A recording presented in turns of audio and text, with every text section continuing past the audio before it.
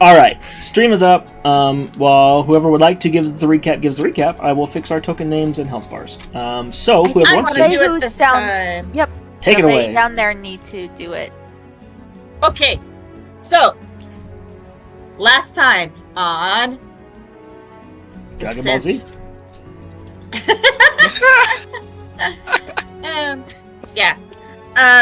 We had a shopping episode at the beginning of it. We sold all our stuff. We got the plate mail back. We bought a bunch of other things. We spent our money. And then we went to the elf song and got a room and fiddled around with the black leather magic book that poofed out the stuff that I inhaled. It didn't seem to do anything. It was just the book, of arcane stuff, and we looked at it and said, "Yep, that's a book of arcane stuff." That's all we know about it. I still think it's a bad idea to sell it, but that's under negotiation with the rest of the group. We're still trying to figure out what to do with it. So we waited until, it was pretty, till later in the evening. And then we left the elf song and went down to the wharf looking for the low lantern. And we found the boat. And we got, before we headed downstairs, we got up on deck, but before we headed down, Caitlin cast aid on Warden, Val, and herself. And Val and Kate, it worked perfectly, but for Warden, for some reason, it didn't work. And he wasn't able to heal himself up past, it through that additional hit points that had been added to him. We don't know what's going on. It's kind of weird. He needs a software update. And kind of concerning. So that's something that's going on along in the back of our brain. While we were up there, we found some dead seagulls that had been sucked or poisoned or something. We asked about, we don't know what did it. We looked at the bodies, we couldn't figure it out. We kind of think it was probably something poisoned them, but we don't know what poisoned them. None of us could think of a creature that left that kind of mark. So we went downstairs, and we got some drinks, hot toddies, and some other stuff, and we sat down at a table. We were talking about getting Val some armor, and how much it costs and everything. And because we wanted to, we were trying to grab the attention of the moneylender's brother of the name of the family. Thanpor. Thanpor? Right. Yeah.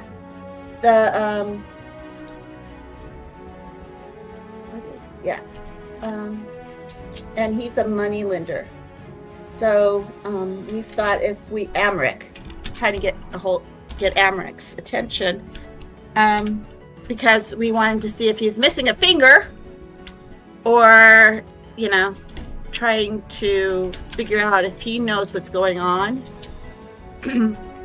Check out his digs, figure things out.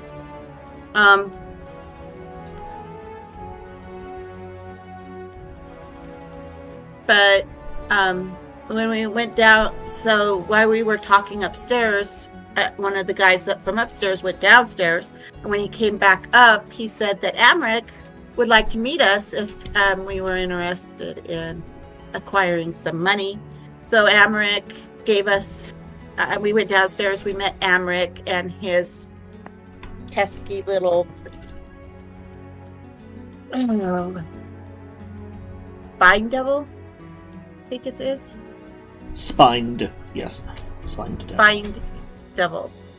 And Val is having conniptions about the spined devil, and Kate knows that Val is having conniptions about it. We're trying to keep it cool. He offered us a loan. Val wants that armor very, very badly, but she can't make a deal with the guy who's already made a deal with the devil. So we're trying, we're in that situation where we need to leave, but Val is having really hard time because it's a devil and it's standing right in front of her. So that's where we're at. Oh wait, just one clarification. I think Val Interior doesn't care about the armor. The armor thing was just wasn't it just a job? It was a pretense. It was a pretense. Yeah. A ruse, one might say. A ruse, yeah. All right, thank you, Sharon. Go ahead and take your inspiration. Okay. And yeah, so with the discussions not going well, Amric pretty much insisted several times that you guys leave, and seemed to get a little bit more and more agitated each time. And I think right at the very end of the session, you guys were beginning to turn to move away. Alexander having repeatedly tried to move Valentira, but not having too much luck with it. But yeah, you guys had turned and were just about to leave when I believe Stuart above table said, "Guys, I don't think Valentira can let this go." And that's pretty much where we ended. Yeah. So, still here in the Low Lantern Tavern, the ship that has been converted into a tavern/inn of some kind. In the presence of Amric, separated from some of your party members, with a number of individuals at your backs, all heavily armed. Mm-hmm. What would you guys like to do? I turn to Kate and I say, To Valentira. "You mean Val?" I turn to myself Kate! I turn to myself. and have an existential crisis.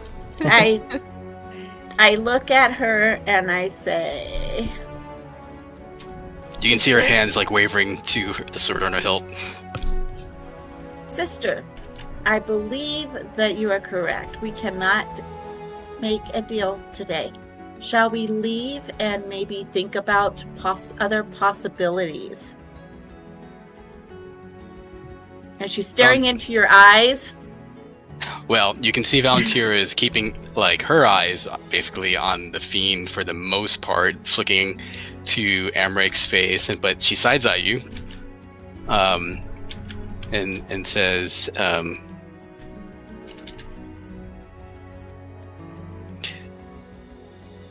"Are the possibilities to bring what is wrong made right?"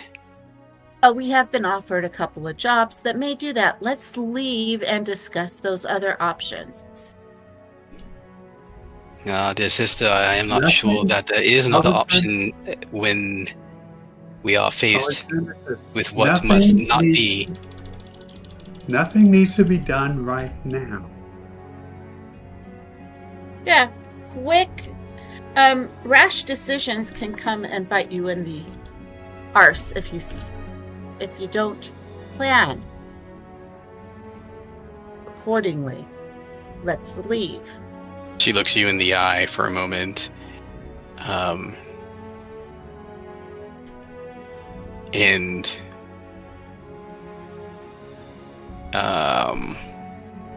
she's trying to convey something, so I think in this instance you might want to make an insight check. If the DM is good. No. Only I can tell you to do that. Yeah, well, Yeah, go for it.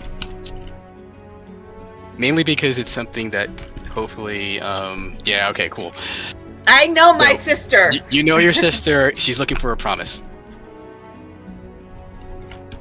Oath, And awaiting your sister. answer. Oath, sister.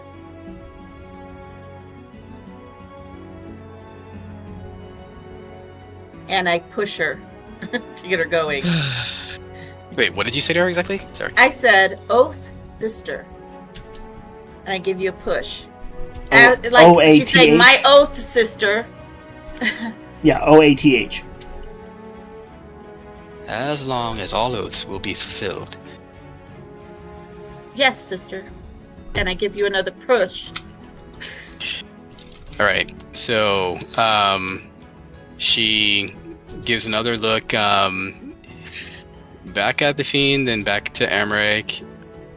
Fiend, by the way, staring directly back at you, and you see the tail kind of swish a little bit like an agitated cat. Yep. And then, Ew. she Okay, as she so turns are you around, moving? she surveys the other 5 guys, and the bartender there, assessing them. Can you remind me how armored up are they, and what weapons do they have that are visible at least? So, narratively, it's a spread of weapons. Mechanically, they have maces, as well as heavy crossbows. As far as armor goes, what kind of armor do they have? Where is... Nope. They seem to be wearing leather armor. Can Val get a sense of how seasoned, these guys might be? Go ahead and make a perception check. Perception? Okay.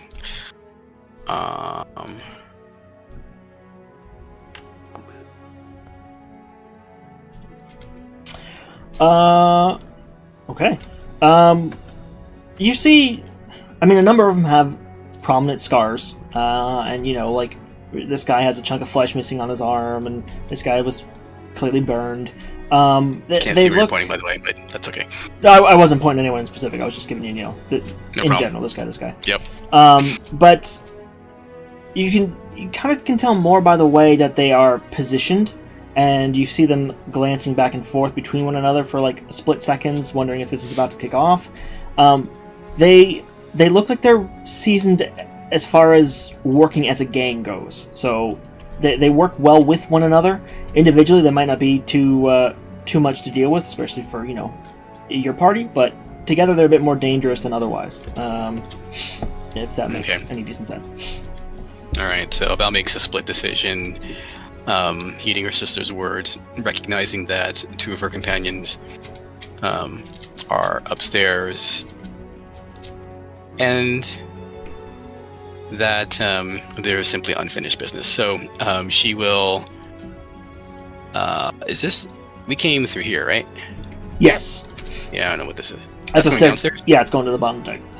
Right.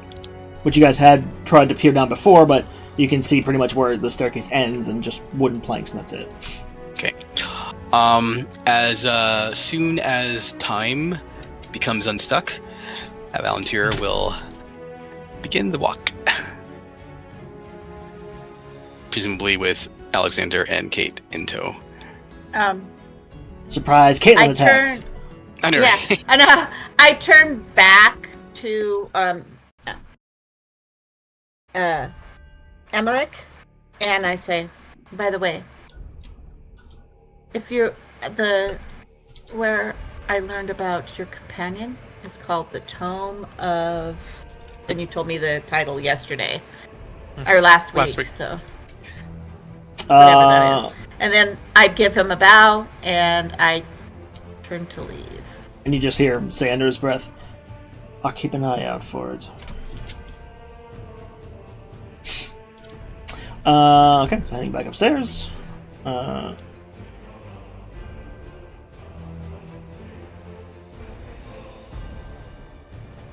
I'll put Caitlin there, but she's, coming up the stairs, so. Is there any open flames anywhere? No. Given that this is a wooden boat, they are very cautious about open flames. It makes perfect sense. There are a couple of light sources, though they seem to be, base level enchantments, just, like light, essentially, or continual flames, stuff like that. We're leaving, everybody. Then we'll stand up then. Start following out. Moon will follow too. Val, as she comes up, she's got her frustrated, annoyed, perturbed face on. As I go past the bar, She just I stops nod out. to the Kenku, and I said, Thank you for the hot toddy. I enjoyed it very much. Take care. Hope to see you again. You too. Okay. I'll just put everybody out on the street outside the ship. All right. Mm-hmm. Okay. Hey, can you remind us what time of day is it again? It's the evening because you guys know that Mhm. Emmerich does his stuff at night. So Yep. we'll say it's 10 p.m. All right. So That As we get out there. Kate turns to Moon and says, "Can you swim?"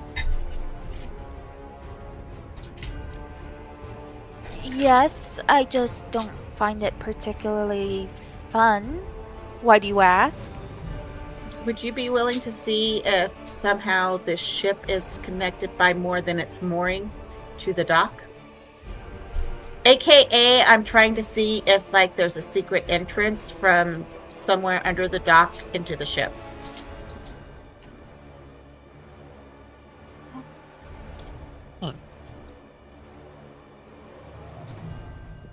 Yeah, sure. what is your thought, sister? You saw it with your own eyes, as did I. A fiend is there, and we cannot let that be. I'm going to I'm- take off my leather armor, and I'm going to hand my leather armor and swords and stuff to Warden. Okay. Yep. Sure. Is there anybody around? Can we do this, by the way? Yeah. Make a perception check. Might want to do it in an alley or something. Mm-hmm. Yeah. Can I do a perception check too? Sure. I will as well if that's all right. Oh. 1. Wow, these dice are like super laggy across the screen. Mm-hmm. So everyone with a 10 or higher. It's pretty empty. It's late at night. You do see a couple of lights burning in some of the buildings nearby. But aside from a pair of guards who are a good, 50, 60 feet north of you, just on the main kind of thoroughfare through the area, who are slowly walking on their evening patrol, you don't see anyone in the immediate area. And those two I guards do don't look like not- they're coming towards I you do right now. nod towards the alley.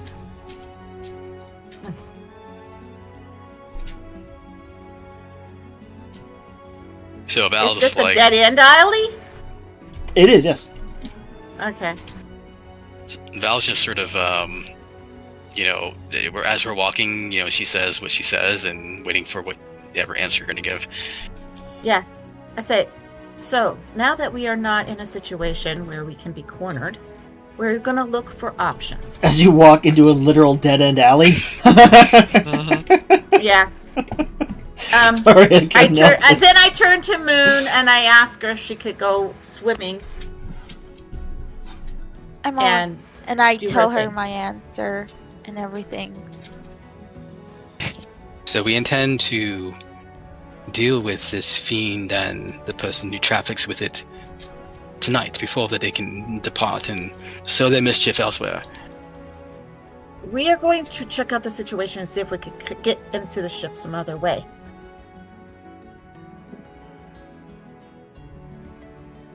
I see. And so you know that there's no way that we can accept Or we can always whatever burn it down. terms. After we get the innocent out. Are there any innocent there? We cannot prove I that they've broken any laws, whether Laws. moral or That otherwise, is but true. I'm glad that you are being clear-headed about that. if, I was afraid however, they that traffic with you that would- fiend below, I am, but sometimes you can't control what your employer does.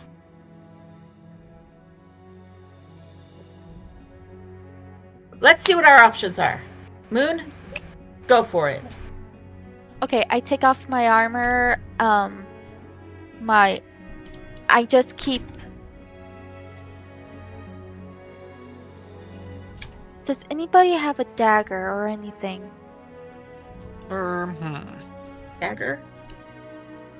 never mind. I have my claws.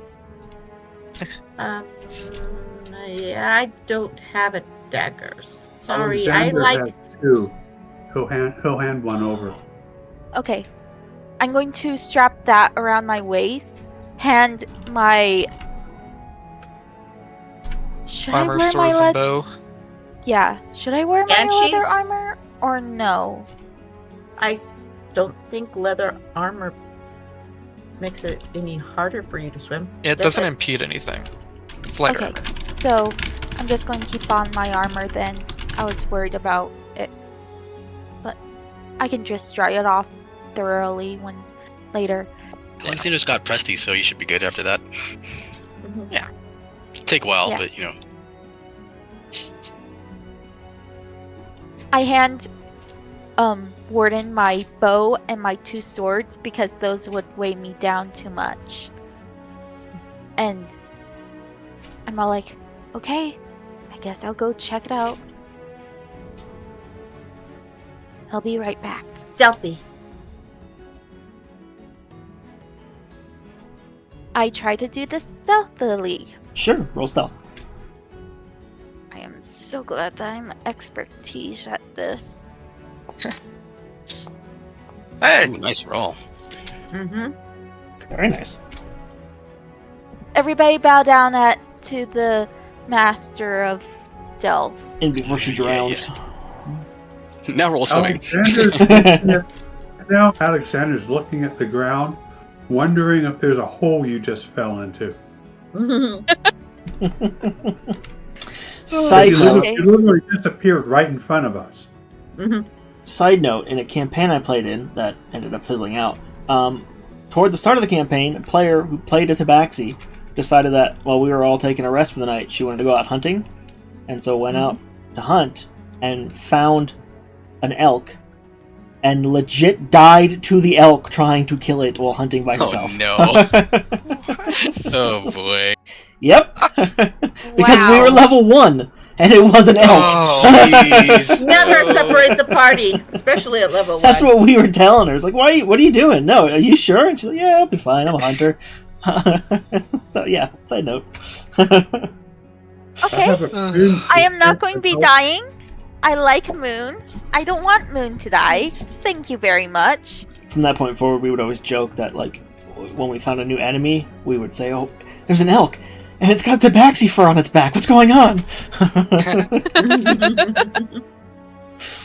Yeah, so Moon, don't go hunting any sharks, please. Ha! Okay, so I theater of the mind it. Because I don't want to move my character token Sure. quite yet. Okay, so you I just... sneak over to the ship and I guess go into the water? Sure. Meanwhile, Valentir is very agitated about just standing here in an alley when there's a clear duty to be done. And I keep on saying, you know, you've been taught always surveil the enemy before you attack. Keep that in mind. That is what we are doing. We are surveilling. We are finding out information. Just chill your bones, girlfriend. Alexander asks her, does your oath require suicidal attacks? Oh, yes, it's line 1.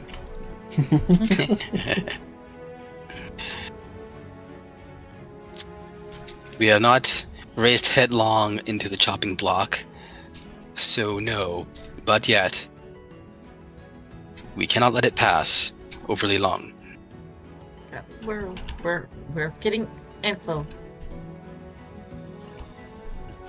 Once Okay, we know if there's another way in, we'll think of other options. Moon, you can hold your breath for 3 minutes. If I'm not mistaken, it's 1 plus your Constitution modifier, so 3 total. Okay. So as you plunge down into the water, luckily it's, not winter, so it's not freezing cold or anything. It's not the most pleasant. I mean, harbor water is never the greatest. is probably not in medieval times as well, since that's where they probably dump a lot of stuff from ships that they don't need anymore. You can fill in the gaps. But it's not Ugh. it's not terrible. It luckily before you dive in, you look down at the water and you see this floating pile of vomit from one of the recent heavy drinkers, and you kind of take a few steps to the side and avoid that. But yeah, do you jump in at the front of the ship or the back of the ship? Either or works, but I'm closer to the front. Okay. That's a better option because that's where the lantern is hanging from the front of the ship anyway. So it gives you at least a little bit of light because it's late at night. There's not a whole lot of light sources here to begin with, so it's pretty dark down there. Having jumped in from the front, there is this. I mean, it was an eerie green light above water. Now that you're underwater, it's twice as spooky, and it doesn't do a whole lot to let you see too well. But go ahead and roll. I also have dark vision.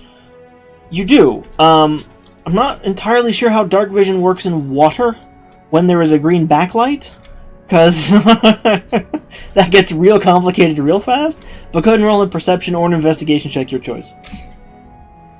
I'm better at perception.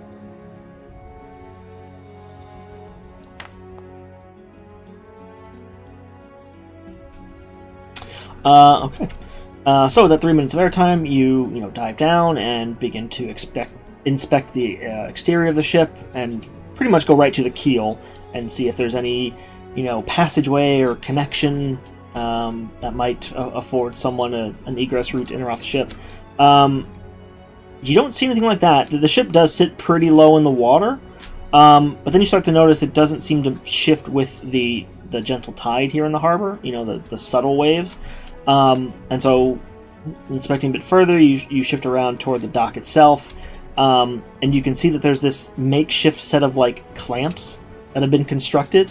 They've driven posts into the actual seawall, and then attached boards at the end of that and nailed the boards to the ship.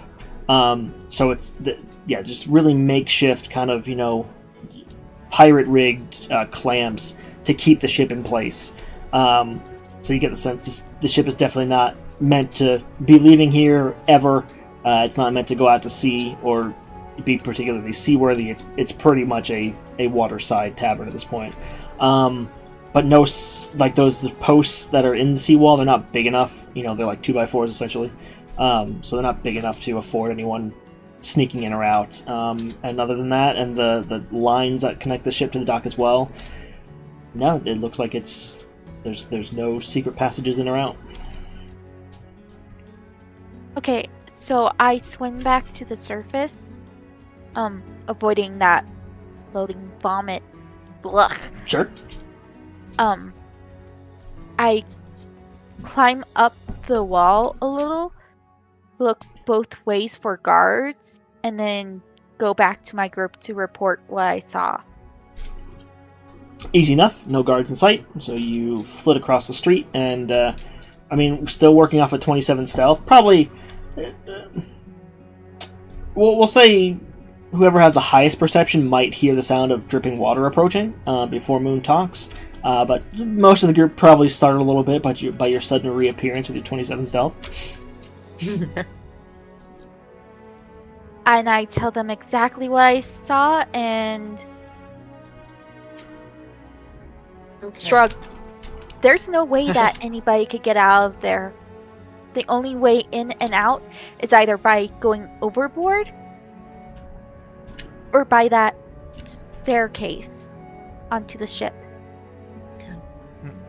I'm going to peek out. I'm looking at the lamp.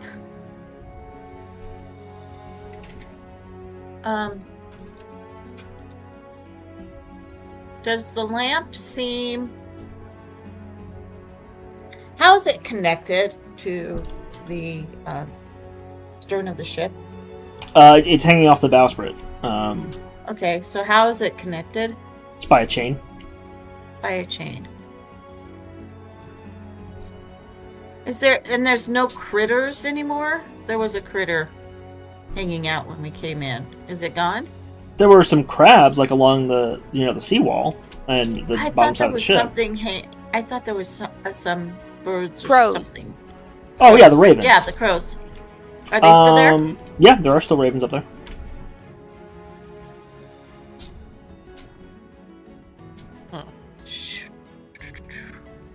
Okay.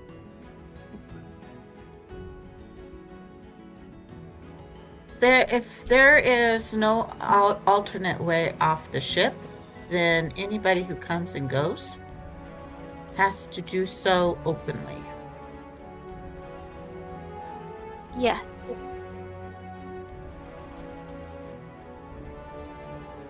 I look back around. I wish there was some way we could get rid of the crows. Ravens. They probably watched you go into the water.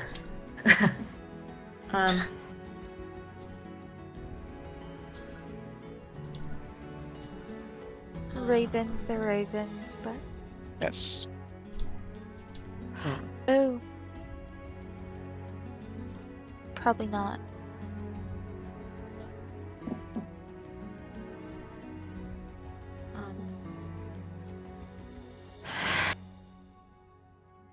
So, this is my thought. I think those... Are they ravens or crows? Ravens. Ravens. I think those ravens...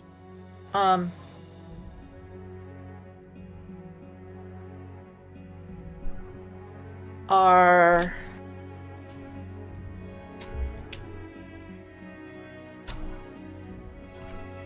Okay, I think those are like lookouts. They're the ones that I think they communicate to somebody inside. They are Hugin and Moonin. Hmm? Oh, that'd be awful. Those are Odin's ravens. We'd be in trouble. Maybe he's friendly. Who knows? No, he didn't like people Okay. killing his ravens, though.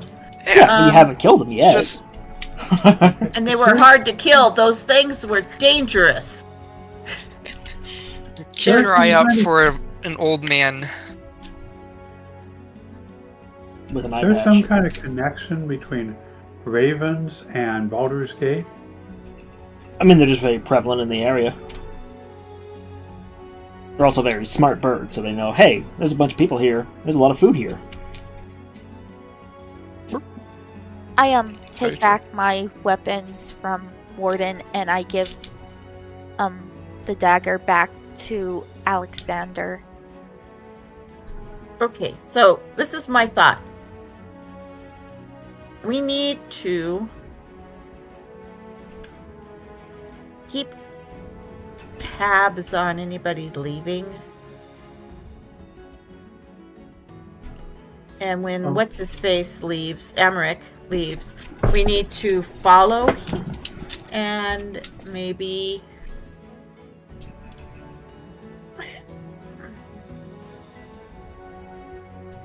Follow him to what end to see if he might lead us to his brother. Yeah. Or wait until he leaves the ship and go in and see what we can find while they're gone. Likely nothing. Anything. Yeah. He would probably have anything on himself. I start counting the people that I remember seeing. Make Well, There Plus were... they- make an intelligence What? check. Yeah. I mean, there were 7 guards. Yes. This is an absolutely horrible hiding place. Yeah, Yeah. we'd have to figure out something else. No. As they are doing that, also, I climb the roof and I hide on this roof right here. Give me another stealth check.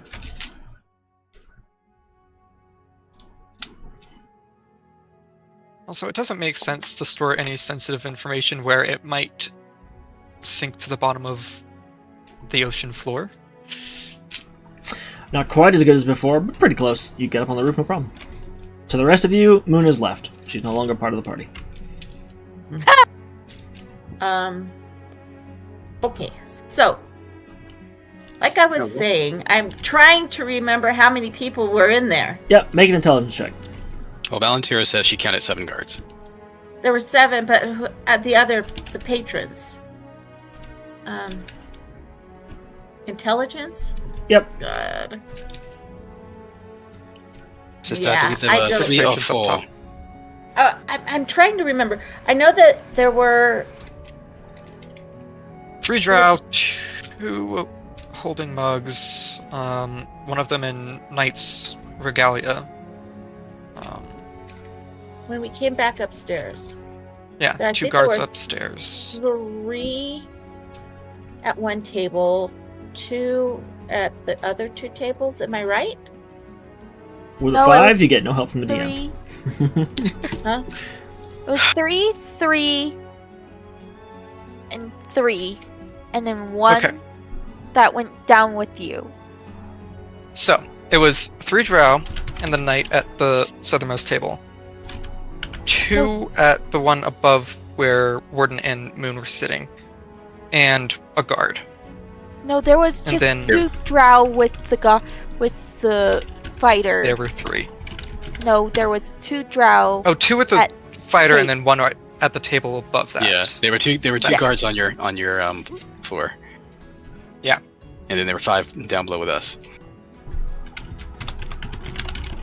3 drow total, 2 regular patrons, a knight, and 2 guards. Why do you ask? Are you concerned about their well-being? No, I'm just trying to figure out how many people were there so that we can count how many people leave.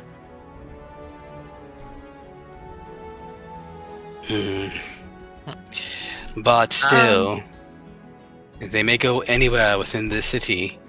It is Amric, in particular, that we need to either keep eyes on or deal with directly. I'm not saying that we're not doing that. I'm saying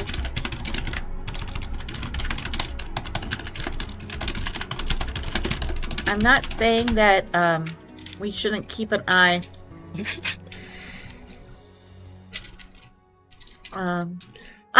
So this is my thing. I don't want to attack Amric on that ship. Because number 1, innocent people, like you said, Val. Number 2, it's very cramped, and I don't like to be in a situation where I can't move freely. But we have been in that situation before, Yes. even recently. Do we really Then- want to? Okay, so what do you want to do? Do we want to wait until more clientele leave and then attack when he's on the ship with less people? Do we want to go down? Do we Fewer. want to go down now and attack, or do we want to wait, or what?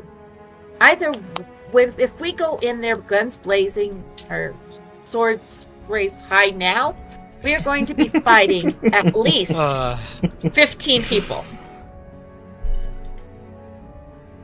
If There's- we wait until people leave, What legal cause do we have for charging in and attacking all those people? my sister wants to kill the devil. I have no issue with any of those tavern goers if they do not traffic with the fiend, but the fiend must die.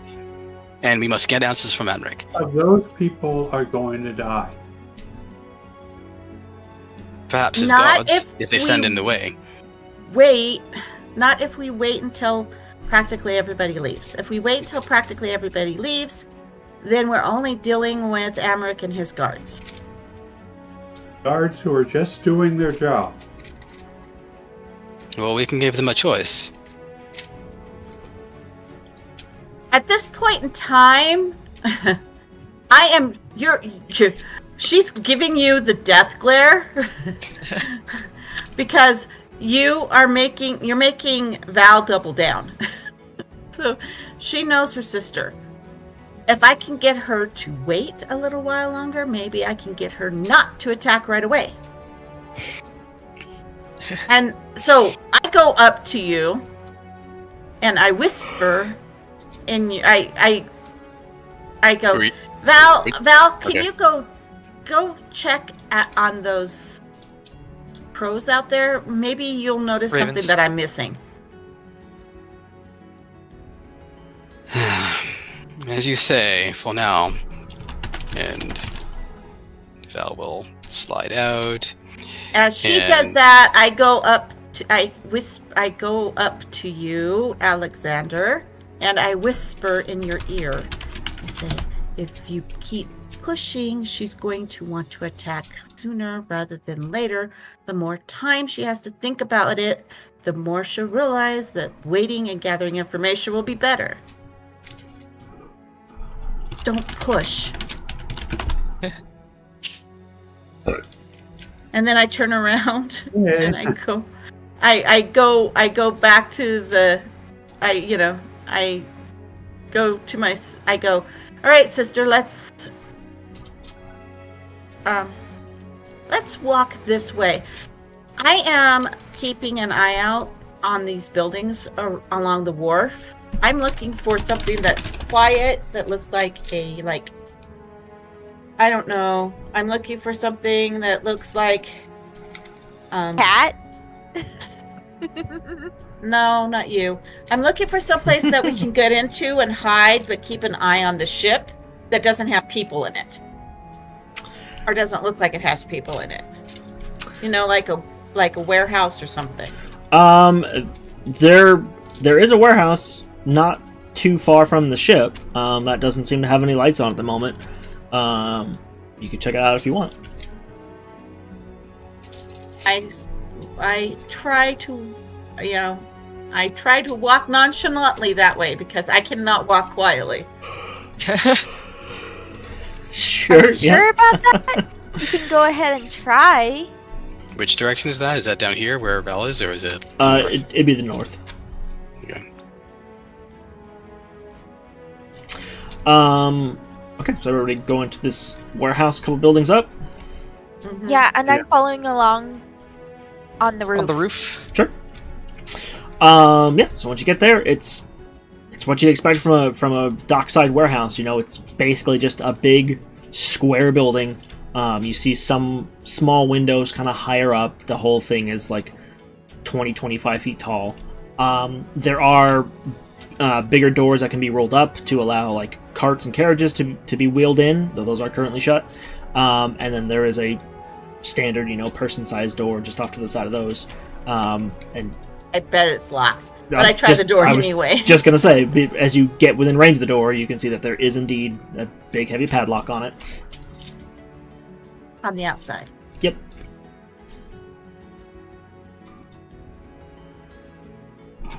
Let me guess, to keep the dogs in.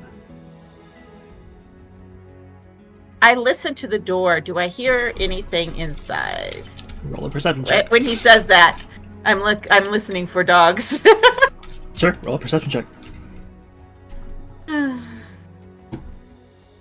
Yeah. I give him a dirty look as I listen at the door. I'm more looking at him than listening. The building creaks, and you think that you hear a dog growl, but It's a 9. Knocks on the It's a door 9. to see if any dogs start barking. You knock on the door.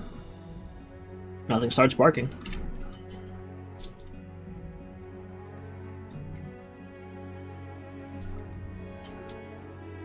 Okay. I look around. Can I see our friendly neighborhood Watchman. sneaky person? sneak. Roll a perception check again. Now that you're actively looking as opposed to just passive. Oh! You Aha! find me. You That's a find tie. me, it meets it. Yep. Well, yeah, I guess technically 26 would be the DC, so yeah, meets it, beats it. So yeah, we'll say you see the tip of the ears leaning over the edge of the roof as she's keeping an eye on the group. I signal her to see if she can find a way. I signal her up there. I'm trying to convey, I don't know if I can do this. I'm trying to convey her looking around for another way in. Does she understand what she's saying? I'll tell you what. Caitlin, roll a charisma check. Moon, roll an intelligence check. Okay, this is going to be fun. Why don't we just go one street over and let Moon advise us when they leave? We could do that too. I guess we could do that too. I just don't want to be too far away from her if something happens, because Moon does not understand. Oh, I was gonna say you do, but sure, Moon does not understand Nope. now. Nope. Nope. Nope. Moon, I thought Moon doesn't understand now. I thought I was rolling to see if I. No, never mind. Apparently, I don't understand. What do I understand? This is not the first time where I have, a roll has been made, and then you guys have declared a success or failure one way or the other, and I just let it happen. Hey, stop DMing. The DM needs to DM. Dum dum dum dum. I wasn't complaining about it. It just it is what it is. Funny. Okay. Okay. There's an appropriate GIF in the Discord for you guys of what's happening right now.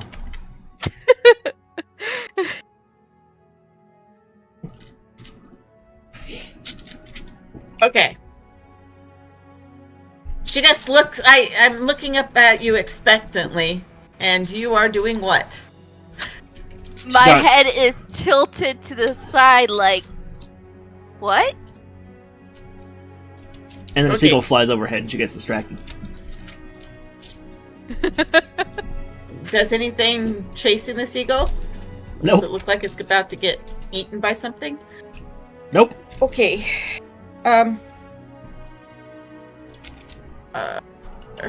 Is there... Okay.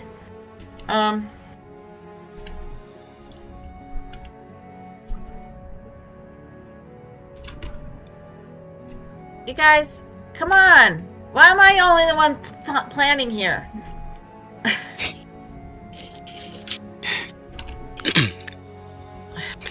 All right, so where are we right now? We're We're in front of a warehouse, Yep. Yeah.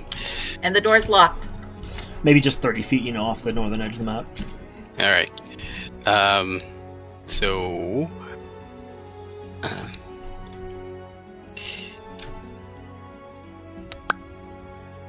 If your concern is about innocent lives being caught in the conflict, I understand.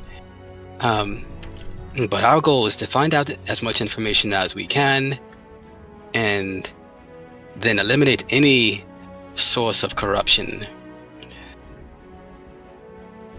Perhaps without the fiend at his back and on his shoulder, Amric will be more inclined to divulge more information to what we suspect. Moon materializes right behind Warden.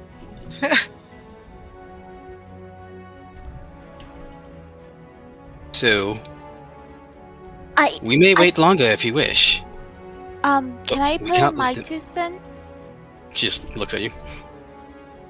Maybe we should tell Flame Zodge about the Bone Devil? Spine. Spine devil. The Not a Spine Bone Devil? Well, it just got a promotion, so... Oh, we really don't want a bone devil. The Spine Devil?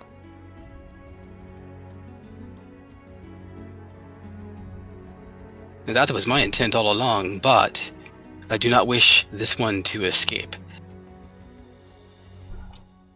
We know where it's going to be. Yeah. We do not. We only know where it is. Tomorrow. Tomorrow he may be gone, and we have lost the chance to end whatever machinations he intends with that fiend. It is Um, certain as his bodyguard. And once It's gotta be there a while. Yes. And we were sent into recon, not to apprehend or anything.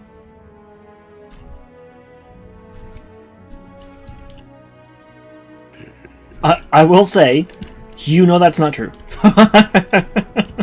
Zod said you're his solution to the problem, basically. Like, figure it out, stop it. Yeah, Yeah, but I don't want to make a possible lead into a dead end. He also said to be careful about any accusations. Absent proof, yeah. Yeah. And if we kill a political head, which would be a possibility if we go after the spine devil, then I can stay my sword against his neck. He need not die.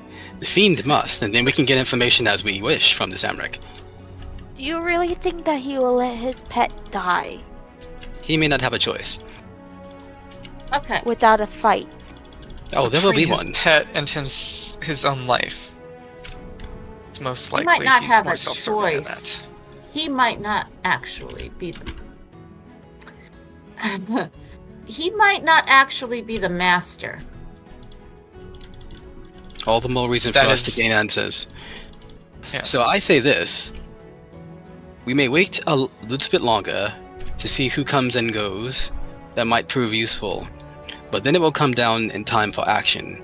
We can go in and give them a choice. All those who wish to depart, save Amric and his fiend, they may do so. Those who wish to give their lives in protection of the fiend, they will know the consequence. We will not kill. We will not kill Amric.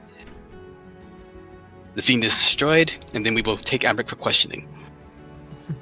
Take him for questioning. He has a... We don't know that he's done anything wrong yet. Sister, you're the one who always who's very, very much I thought the into- fiend at his back would give you enough. It is possible that the fiend is holding him under duress for its master. In which case, once it is Or- dead, he is no longer okay. under arrest. The thing is, Duress. sister, we don't know. I want more information. I intend to get it. Violently. Without us getting painted into a corner. You know how I like corners, not. What is your concern, really? The fiend is there, and it must be destroyed. There is no other course. I am not saying that we shouldn't kill the fiend, but what I'm saying is I don't think we should rush into it right now. One way, I almost guarantee you, a fiend is not going to poof out of existence if there is a way for it to gain power. If it's working on gaining power, it's going to stay where it's at.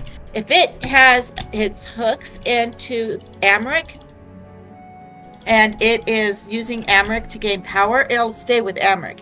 If it is a familiar, if it's Amric's familiar, it will stay with Amric. It is not going to just disappear. And? Where are you going If with this? If we're patient, if we keep a watch out, maybe somebody will lead us to more information. As I say, we may watch for a while, but I do not intend to let Amric and this fiend go and escape into the ether somewhere, all this fog, and we will never know whatever answers we could have obtained while we have him yet in our grasp. I'm He not did saying he did Grant what? us an opportunity to return, did he not?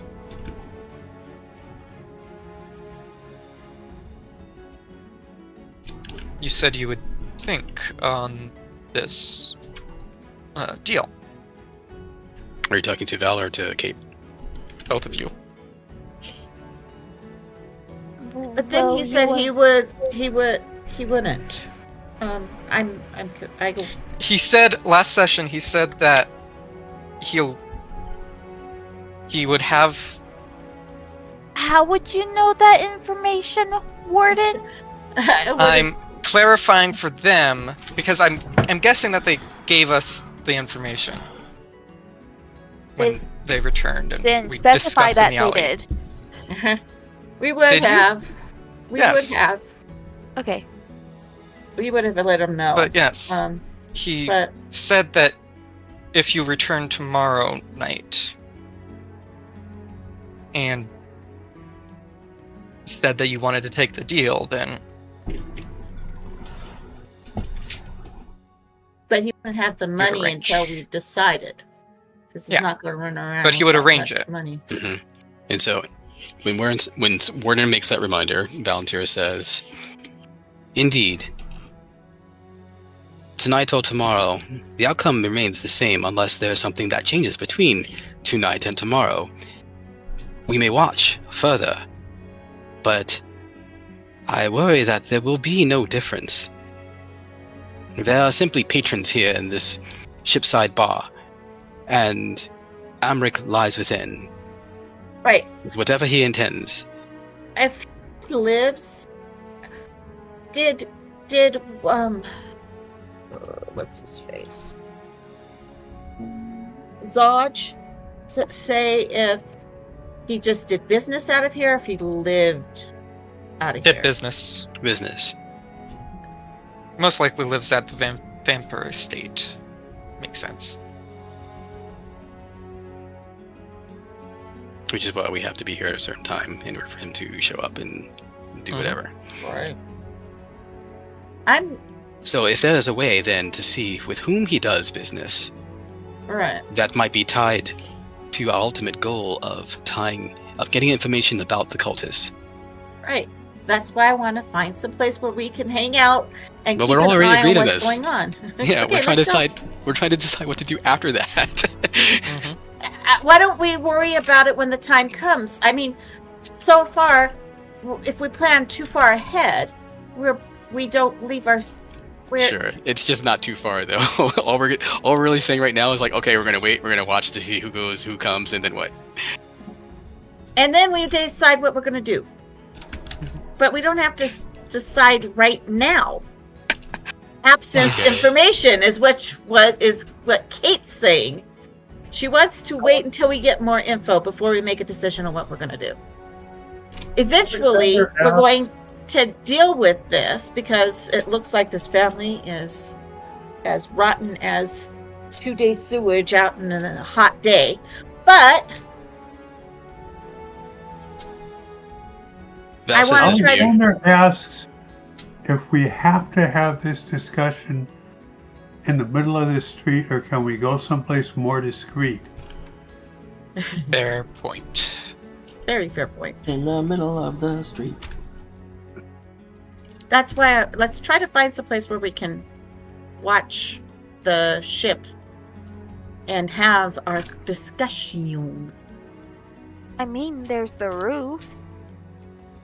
I'll try my luck. I'll probably fall through one. Yeah, if Let's we're see how much out of character, if we're going to be watching, the ship, discreetly or whatever, then we also need a way for us to be able to talk to each other, to give notice, to say like, hey, we saw somebody go in or somebody come out or whatever, and then decide if we're going to actually try and follow them or jump them or whatever the case is, right? Mhm. Or we can just observe tonight and come back tomorrow. Okay, but just think about this.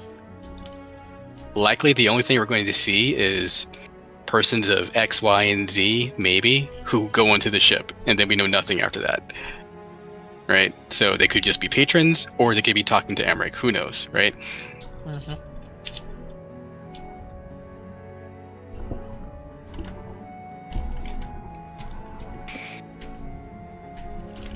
Valentina says to Caitlin,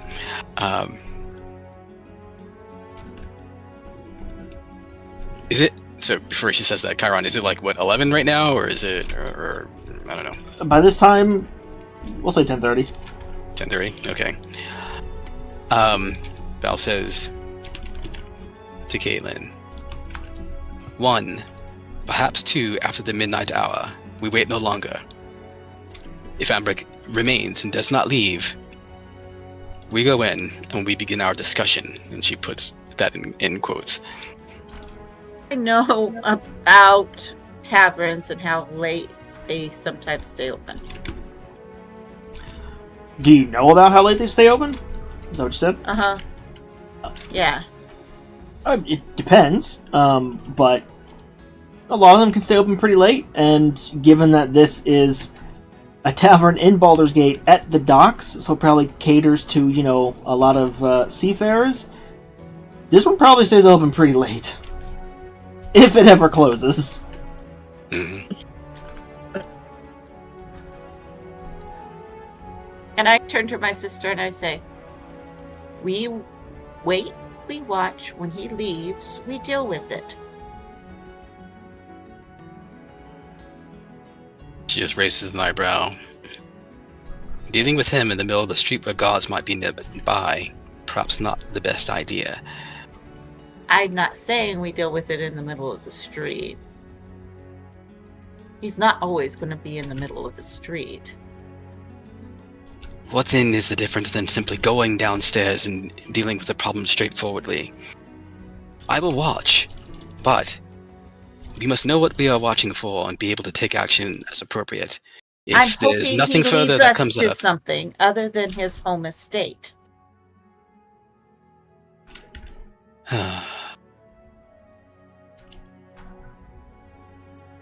if you wish to do that, then I'll be willing, but there must be an end. Yes. And I'm pretty sure if we end up following him to something other than his home estate, we will definitely be able to put an end to it. And if he ends up just going straight home to his home estate, we go, we get some sleep, and we come back tomorrow, and we deal with it then. Okay? She simmers and sighs. So be it. A long night of watching it is.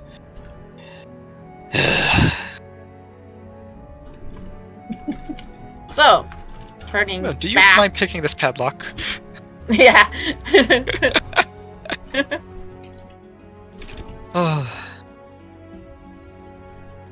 Siblings. I mean, that was just to get you guys to make a decision about what we're going to be actually doing, some kind of a plan, right? Okay, so let's figure out where we're going to hang out and watch. But like, the only real way we can do this is like Moon being on top of a roof is good, but she's got to be able to periodically give us updates on what we see, unless we're also in the vantage point. And If we need she's to on be. the roof, if she's on the roof of the building we're in, she can tap on the roof periodically and then if she sees something that we need to know about, she can like give us a signal of some sort. Well, all right. So Val is going to be kind of, sort of mentioning a few things. It's basically, if we're going to be watching people, let's make note of who they are that actually goes onto the ship, especially if they seem to be more than just like rabble, right? Mm-hmm. Like for instance, there were 2 drow there. That's noteworthy. So 3. if there are any people, drow. or 3, if there are any persons that appear to be noteworthy, let's make a note of them so that we can kind of get an idea of who we might need to talk to later if possible. And then obviously we're looking to see if Emmerich and his company or whatever are going to be leaving at a certain time, and then we follow him. Sounds kind of racist. There are 2 drow, that's yes, noteworthy. we're profiling. We're definitely profiling. You can't trust drow. They're just so self-serving, and He says he's playing another drow. Okay, I'm gonna look into which of my backup characters are drow. Well, yeah, the joke is that Stuart is playing a drow in our Wednesday game. yeah. And last session came to this point where he has the chance to majorly betray some people, so Yeah. we'll have to see how it goes. Yeah, it was literally like, hey, I can majorly betray all of them right now. And that's where we end the session. Wow. Alright. Okay, so I thought our cliffhangers were bad. Gotta make sure you guys come back next week. all right, so are we Two gonna get drow into like this? standing over us in our sleep. Yeah. Are we gonna get into this warehouse or what? Why don't we just go around to the other side, and Moon can just scuttle over and let us know when people leave. would require her leaving her post. I mean, unless but- unless someone else is going to watch, with her, like maybe Alexander can also do a watch with her. But like, we just need to be somewhere where whomever it is can actually tell the rest of us, so that we can take action if necessary. That's all. Right. Mhm. So, Well, here, first how of all, about this? first of all, is there any other way into this place rather than breaking in? Did they leave a door open for you? No. Or is there another doorway other than this door going in that we can break into that's not obvious on the street for everybody to see us break in? You don't see any. I mean, the doors are on the side facing the street. Okay. There Okay. are windows, How about- like I said, up toward the top, but they're like, 20, 25 feet off the ground. About So, this. Kellen, Everybody goes to the back. Moon keeps watch. Alexander climbs up and plays messenger. That works. all right, let's do it. That will This way work. we don't have to do conductive breaking and entering. Okay. And that's the best part of D&D. It's Doors. It's the doors. far less It's always objectable the doors. to Warden, so Okay, so Moon and Alexander are getting on the rooftops, and the rest of the party is heading the next block over, and you're going to play a game of, phone line. Just a much better game of phone line. It's I just guess. hopefully no guards question why we're hanging out in the middle of the night on a street. If they ask, just flash them show the badge. Yep. Let's just make sure we're Yeah. close I enough that we forgot. can I actually keep do on something. forgetting. I keep on forgetting that we have the badge. What are you doing out here this late? Blame what? badge. Blame business. Mhm. Be on your way. Business. All right, so let's make sure we're not too far away, but let's get in place and let's do this. Okay. Well, I mean, yeah, if you're going, to the next street over, and some of you are on ground level and some of you are on rooftops, there's gonna be at least a decent gap between everybody, right? Like, Yes, Yeah. but the thing is, we are not alone. We did split up. some the of party. you are. Alex is with Moon, and the rest of us are together. The not stealthy party. Yeah, the not stealth. Okay, I was Part of the picturing party. Alexander being farther away from Moon and like being kind of in between, but I guess with 120 feet for message, yeah, you could probably make that work. That'll work. Okay, so those of you on the rooftop, pair of you go ahead and roll stealth for me. Okay. Cool.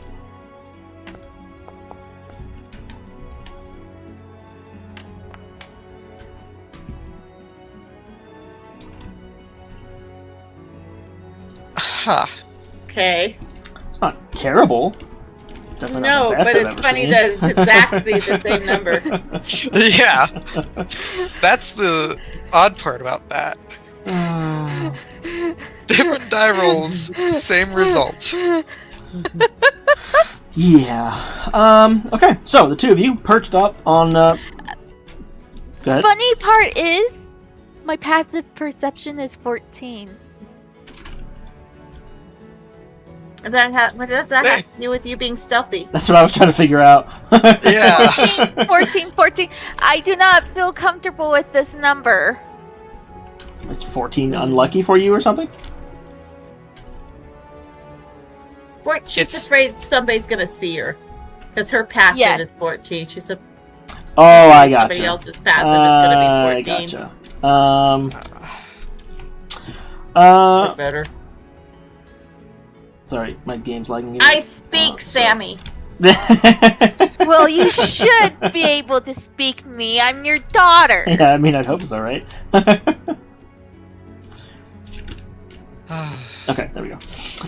So the two of you perched. Are you guys like getting on top of the warehouse? Are you getting a bit closer to the ship, like to where you'd be on the map? I would be parked right about there. Okay. And now the two of you go ahead and roll perception checks for me. Awesome. The three of you on the street level, one block over, what are you guys doing? Oh, I'm gonna keep Don't an eye be out. suspicious. I'm Don't looking be around. suspicious. I'm paying attention. But no, are we you can be just suspicious. well? Are you just standing there watching the street? Yeah. Like, out in the open? Why don't all right, so We Val can says try to the three of hide. us- No. We have our badges. Let us simply walk this area as if we are on patrol. Okay. That turns out to be the How's right that course of work? action because, yeah, as you guys are kind of like, not straying too far from where you know that they're going to come back to report to you, from the rooftop. But at some point, a pair of guards does kind of look down and see you guys on the street, and you see them stop and talk to each other for a second, and then start walking in your direction. And as they get a little bit closer, one of you can just hold up the Flaming Fist badge, and they have to stop and kind of squint to see it in the gloom. But once they do, they look at each other. They just kind of nod. One of them tips his helmet to you, and they just walk on past. Yeah, it seems like the standard everyday guard are either part of the Flaming Fist, which you've heard it before, or are at least trained enough to know not to interfere with Flaming Fist business. So even though you may look a little suspicious out on the street, there's no one who's gonna object at the moment. Over the course of the next few hours, I think you guys said, right? You go until like 1 a.m. I thought was the plan. Is that what was said? No, we're waiting for him to leave so we could follow him. It was basically watching people for until 1 or 2 a.m. or until this guy leaves. Copy that. So yeah, 1 or 2 a.m. at the latest is what I was getting at. Yeah. Yeah. No, I thought we were gonna wait until he left and follow He him. might stay there literally all night. At which point, we have to start worrying about exhaustion. True. Alright. Okay. So yeah, Oh, over the right. course of And the then- next few hours, a number of people come and go from the ship. There is, I know you have dark vision, but there is the problem of it, being foggy. And again, that green light does kind of play a little bit of havoc with your dark vision. And because of the weather, a lot of people do move about with hoods up. So you see at one point, looks like maybe a dwarf or a halfling based on the stature, as well as a humanoid-sized person, both with cloaks up, step off the ship, and just start walking off to the south. Not long after, someone else comes to the ship, climbs up. They pull their hood down as they're walking up the stairs. You see it's a human. They descend down into the bows. A couple times you see different members of the guards will come up on deck and essentially take a smoke break. And just kind of... At most, there's only ever two of them up at the top, and they, kind of chat while they're sitting there, and you can see the glowing embers of their cigarettes, in the darkness, and then one of them will flick it out into the water and head back down below. At some point, someone comes rushing up the stairs in a bit of a hurry, and you kind of perk up at this, and he looks around a bit panicked, and then stumbles to the edge of the ship and just vomits into the water. You see a pair of Kenku board the ship, head below, and shortly after that, a pair of Kenku leave the ship and go in separate directions. At about 12:30, a pretty large figure, like almost 7 feet tall, like linebacker, with a cloak up, goes walking up the stairs. Seems very intent on keeping his face down and his hood pulled up, and heads into the ship down below. Moon, at a little after that guy gets on the ship, you hear like this scratching sound, and you look to the other side of the building you're on where it seems to be coming from, and you see one of the tiles on the roof dislodge and fall off and then slam down onto the street below.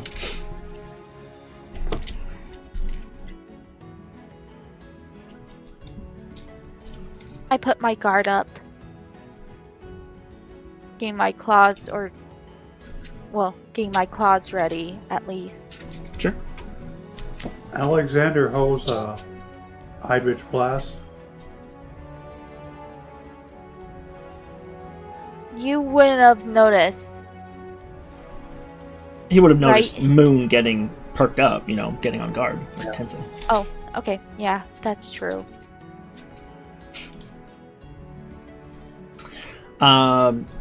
That moment of tension seems to pass.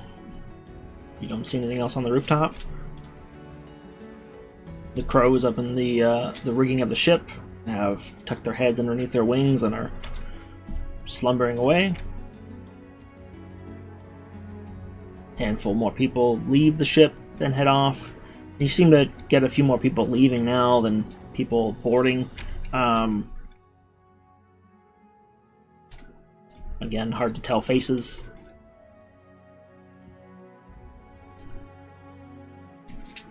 It's getting about that threshold that Valentira had mentioned.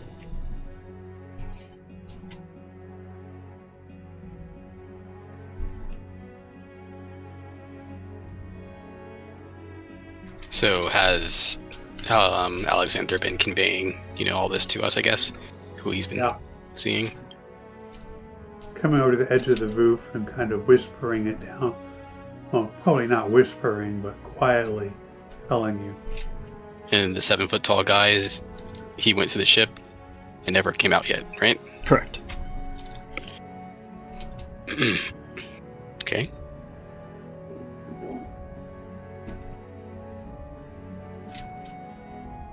Some people of interest, sister. What do you make of it? Shall we go have a discussion now?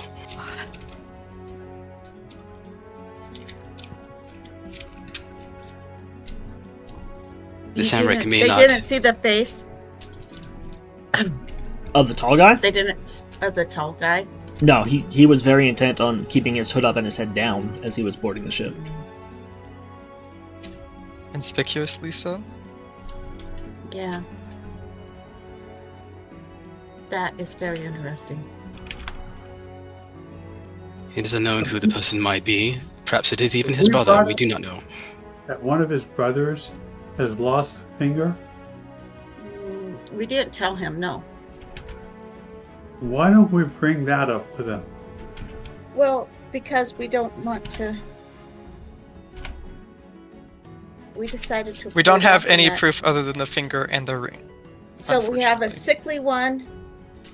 We have Amric, and then Mortlock. The youngest is Mortlock is the guy who we think lost his finger, right? Or is the one that was in charge of the bathhouse. Morlock is the guy in charge of the bathhouse. How did we get a description of him? Did you? I don't That's I what don't I'm wondering. Did we get a description of him? I think we did. Wasn't he described as large? Yes. I think so. He's definitely brutish. So possibly. I don't think he lost the finger. I think it's one of the other ones. But who knows? Maybe. But I doubt it. Valentura Well- says, I think it is time. Okay, our choices between the for this ring is one of the brothers. It's either the sickly one, actually I doubt it because the hand was scarred and stuff. Mortlock or Amric. Amric has all his fingers, so I'm thinking it's probably Mortlock. Most probable. And perhaps Yeah, he is do the we- one who has gone inside. We do not know. Do we DM. still have the ring? We do. Right? No, we don't. Oh no, he kept it. Yep, Zodge kept it. Zerk kept it. Yeah, we don't have any proof. His name changes every time you say it. So we're Zodge. Zodge. Well, we have the finger, but We have the finger, but we're gonna give him the finger. I mean, really, that's kind of not cool. it could be perceived more as a threat than anything. Mhm.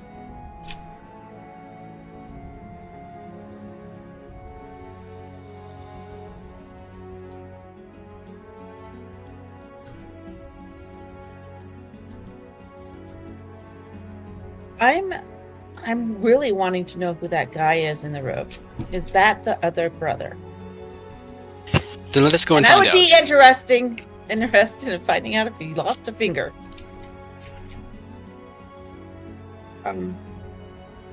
You really want to go into that ship? I believe we are being overly cautious, and now we do have a I clear must course of express action. an interest as well. So What? let us go. And Valentina starts to move. But I would still advise caution. Valentira strides back toward the ship. So die. Okay. Oh, Oh, I just sighed. During that time, I would like to see if I could heal at all once we're out of the light of the ship. Yeah, like short rest kind of thing? You want to Lay on hands. Or lay on hands? I'm gonna try to increase this by 1 again. How much of land hands do you spend? 1.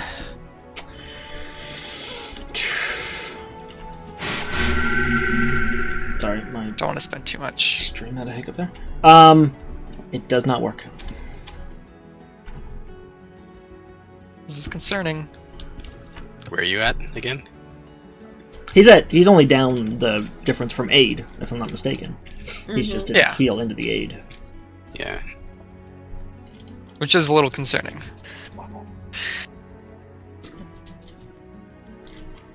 Did you want to? Anyone want to take a short rest while you guys were waiting? Get back what? You know? I don't know. That's why I'm asking. Yeah, I don't have anything that refreshes on a short rest. You know, I haven't used anything. I don't have anything to get back on a short rest either. Doesn't mean we can't take one, but, mechanically Yeah, I'm not me getting anything either. back. But you might want to do it just to see if whatever effect is on you wears off. That is fair. Sure. I mean, we've been waiting for so long, it might as well Yeah, be that's what I'm short rest. saying. You have the option. Yeah. Okay, so over the course of the short rest, Warden, you can go ahead and roll a hit die, or more if you need to.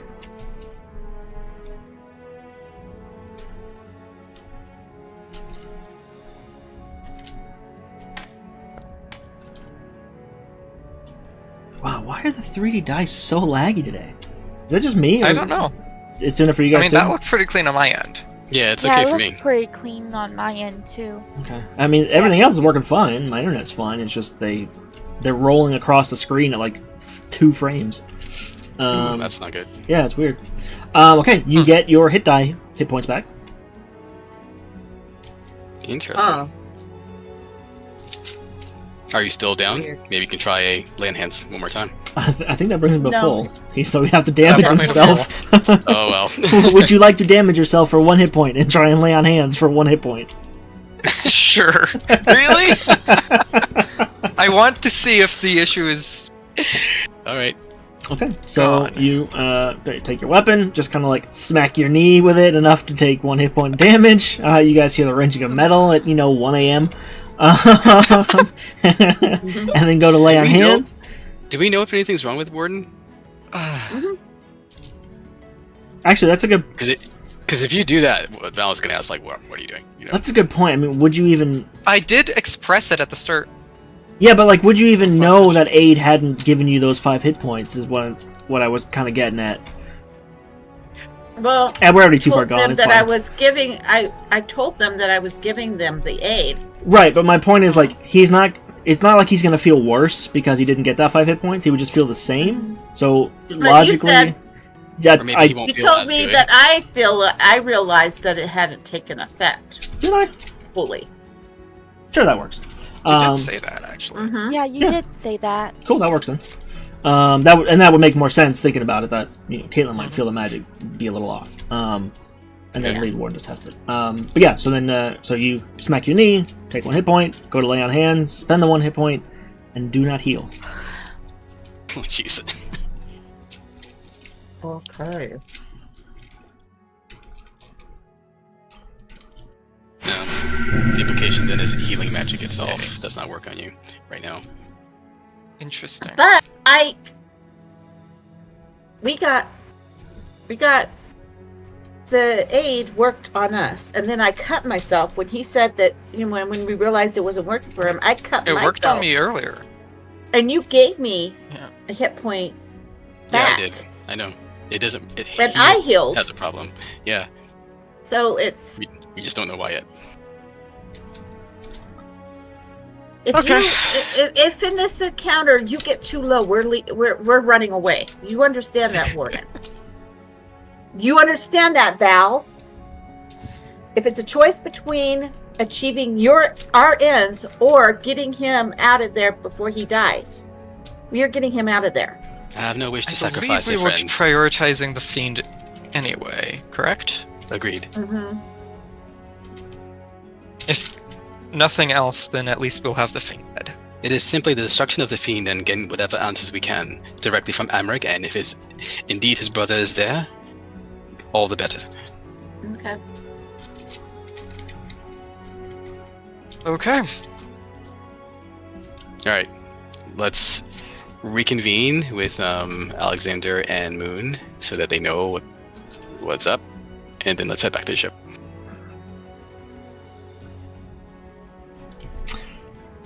Okay, so you guys head back to the ship, no problem.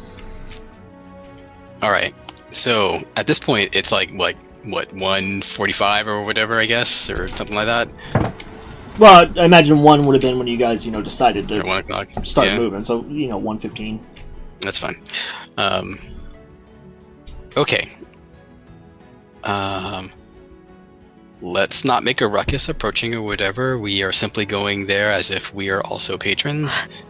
We will see who's on board, and then we'll see what happens after that.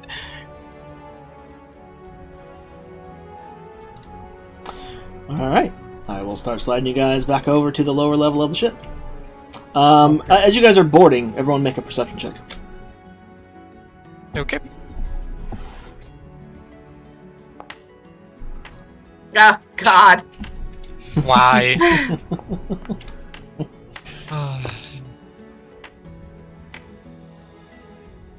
What's We had to go okay? close Well, out. okay. It just took a while for them to appear in the. Uh, 17's good. I rolled an 8.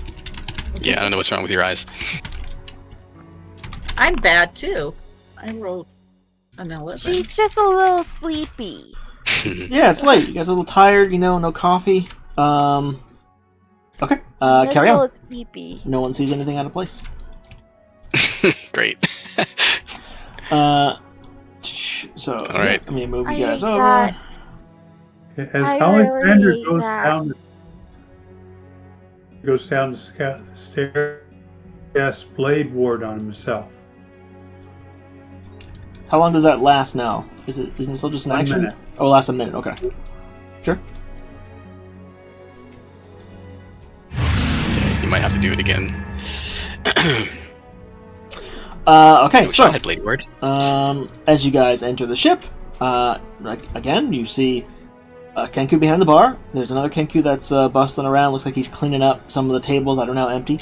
That knight individual who you saw before is now currently passed out at the bar on his stool, slumped forward, face on the bar. Still has a half full tankard, in his hand. He's clutching, but he's passed out.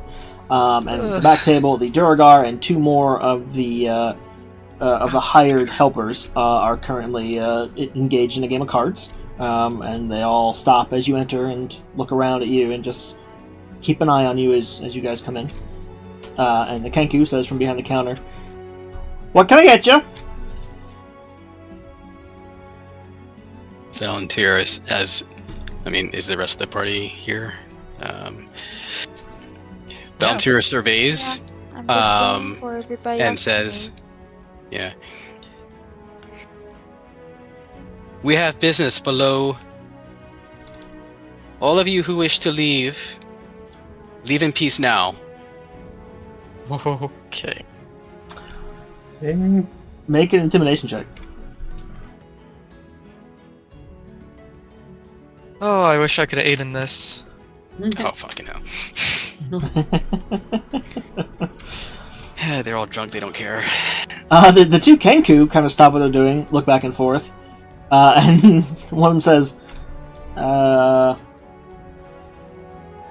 smoke break? And the other one says, smoke break. And the two of them just start heading up the stairs. They kind of have to, squeeze past you guys, but eventually they make it outside. The guy asleep at the bar doesn't even stir. The three playing cards just continue to watch you. Durgar kind of reaches back and picks up his drink and takes a sip of it, puts it back down on the table. Val waits for whoever is going to leave, sees the two Kinko leaves, and then looks back at her party, and then she starts to step forward, and then she's going to go down.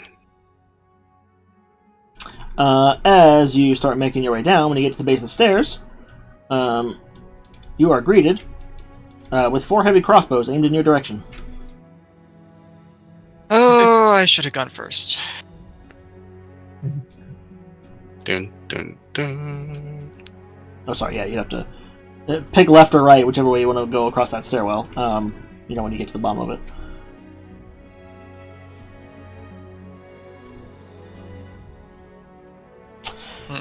Yeah, for the Alex, guards. are you going? There we go. All Thank you. wide awake, standing up, crossbows aimed. What's this we hear you shouting about? Business? Okay. I don't know where where everybody else is. You're on the stairs. Okay. She says, so from this vantage point, all I can see are 2 guards. I don't see anybody else. If you take one more step forward, you'll see all 4 of them. Interesting. She looks around and she does not see who she wants to see. And so she will say,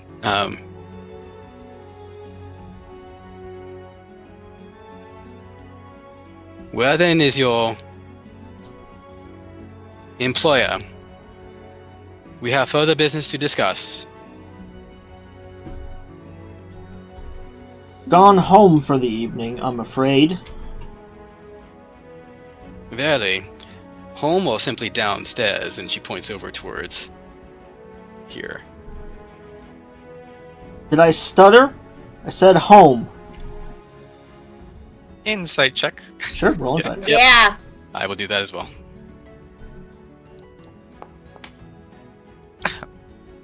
Oh gosh. Oh, come on! Ay, ay, ay. I almost had a 4 on that. Rolled a 4 on that. That would have been embarrassing. At least you could roll really well. They're taking forever to show up.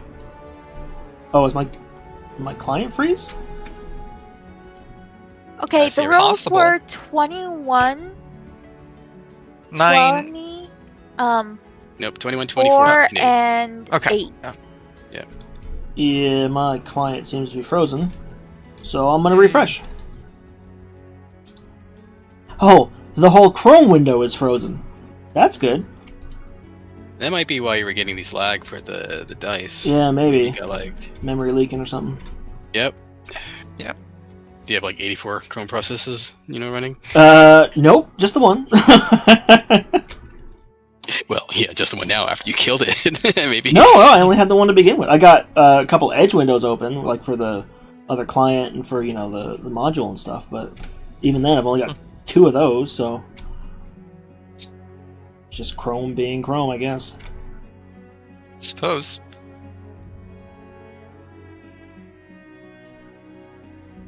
Loading back in.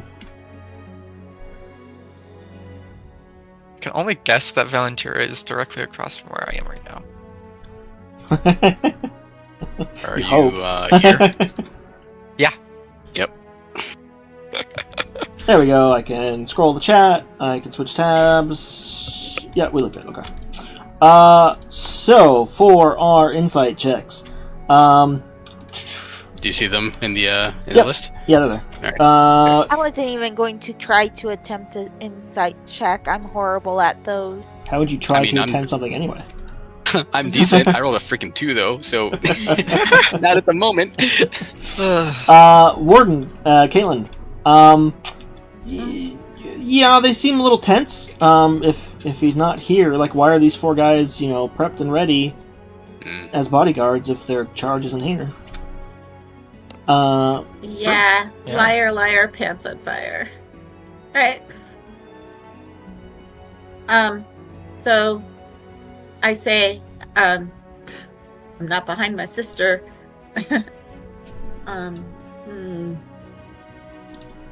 I I have. I'm going to say Say something before Valentina says something. we okay. have no interest in bloodshed other than that of the fiend. Leave, and we will let you leave.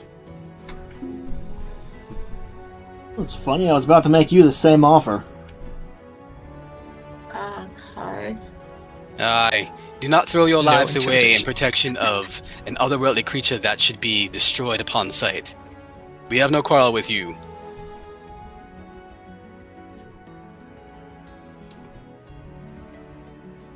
Just the fiend, huh? Just the fiend. Just the fiend.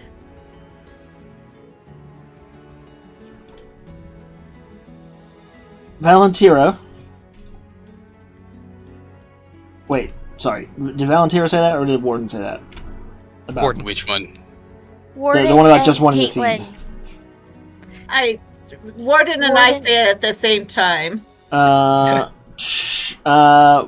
of you then go and give me a persuasion check. I Better think that should be Warden me. than Yeah. Yeah. Oh, yes. That's why you That was roll all it. over the place. Alright. Just stay there then. And he is going to, still aiming across but Valentira, kind of back up, carefully around the table, make it to the stairs. There he is. You see, he gets down just low enough to where he can still aim at you guys, and then shouts down the stairs. Tell the boss they just want the fiend, and if we hand that over, they're not going to cause us any more trouble. A few seconds go by, you hear a door open downstairs. Door shuts, and eventually, he steps aside, and you see this purple-skinned fiend come walking up the steps. That is one ugly looking thing.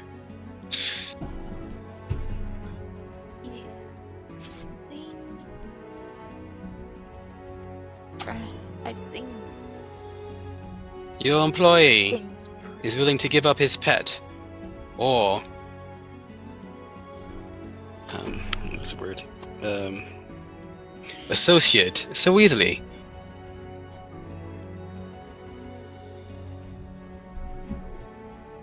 Probably just cares for his own life.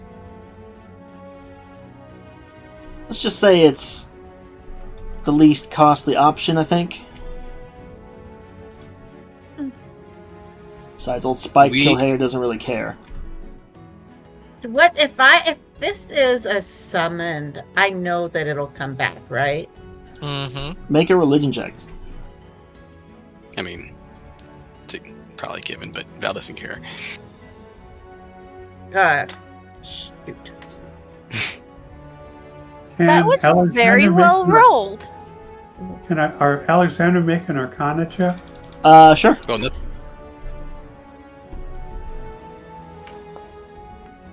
Oh! Wow. Yeah, Alexander, this makes perfect sense to you because even if you guys rip the fiend apart here, he's just going to go back to Avernus, and he'll be perfectly fine. It's a minor inconvenience for him. Okay, but can he come back? You don't know. It's not necessarily easy for a fiend to just randomly come to the material plane, but you know it happens all the time, and obviously he's here, so whether he can come of his own accord or if someone pulls him back, the option's obviously there. Well, Alexander says, we cannot kill it, but we can drive it back to Avernus. However, We just- I cannot guarantee it will stay there. that is all good enough. Valentina says, once this is dealt with, we do have words with your employer. However, we do not seek to any harm. It is a further discussion. That much has already been discussed. Either you're coming to agree for a loan, or he doesn't wish to talk to you. Well, I think that we can be rather persuasive. And she steps forward and... Now, hold on a second. This isn't a negotiation. We handed this thing over because it's going to make it easier for everybody. You're not going to muscle your way down and talk to the boss if he doesn't want to talk. You got it? She unsheathes her great sword and she's going to attempt to swing it at the fiend. As soon as you unsheath, the creature, the arms go out and the wings unfurl and it just leaps and heads for the stairs. Just go ahead and give me an initiative check, Valentina. It has to go around to come through all of us, right? Sure. I'm a can't because no combat, so... Just roll, a dexterity check. Alright. I will do it from...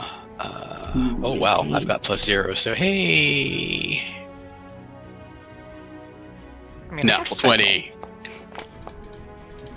Oh. Nice. Okay. You can go ahead and get your attack off before he gets out of your range. Alright.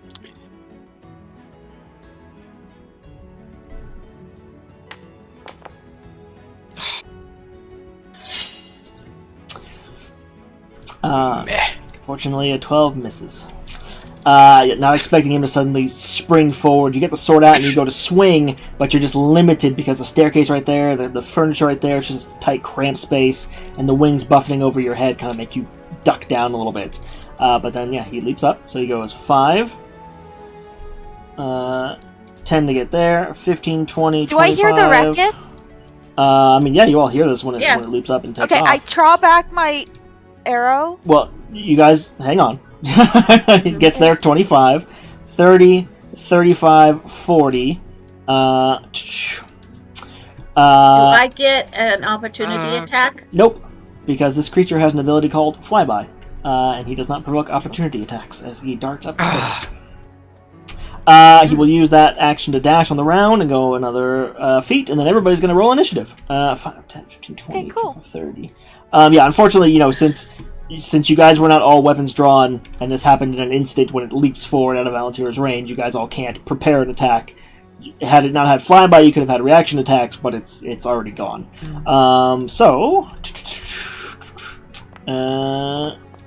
If I start the combat... You rolled too early. Oops. You did. She did. 10. Okay, fine. Oh boy. You said no initiative. Crap. So I I rolled. rolled a 2. I rolled a 2. I rolled a 2. Yeah, but You have mean plus I 4 to your rolled the dex. best roll out of all of us? Yep. Wait, are you serious? Yeah. She rolled a God, 15, yeah. Oh, guys. Oh, at least it rolled a 9.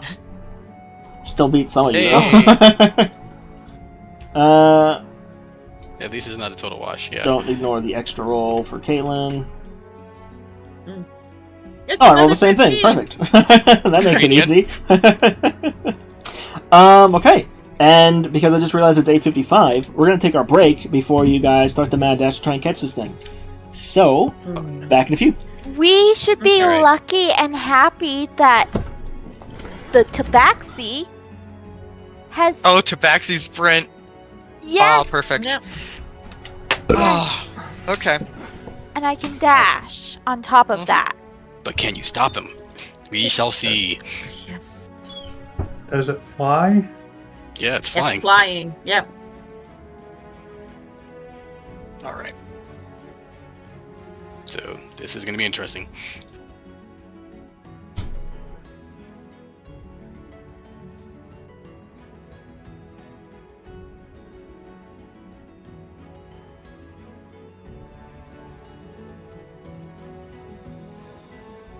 Guys, Hmm?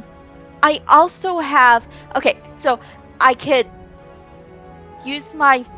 Because I don't think that's a bonus action, is it? I don't think it's classified as a bonus action.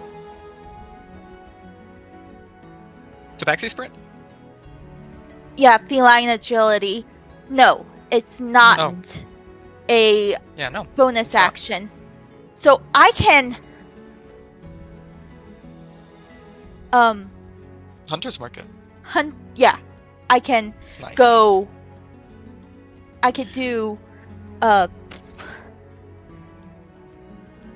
my feline agility on top of my speed, and then I could dash on top of that. Then once I'm inside of it, hunter's mark.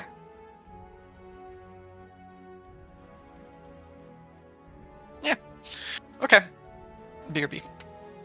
Okay.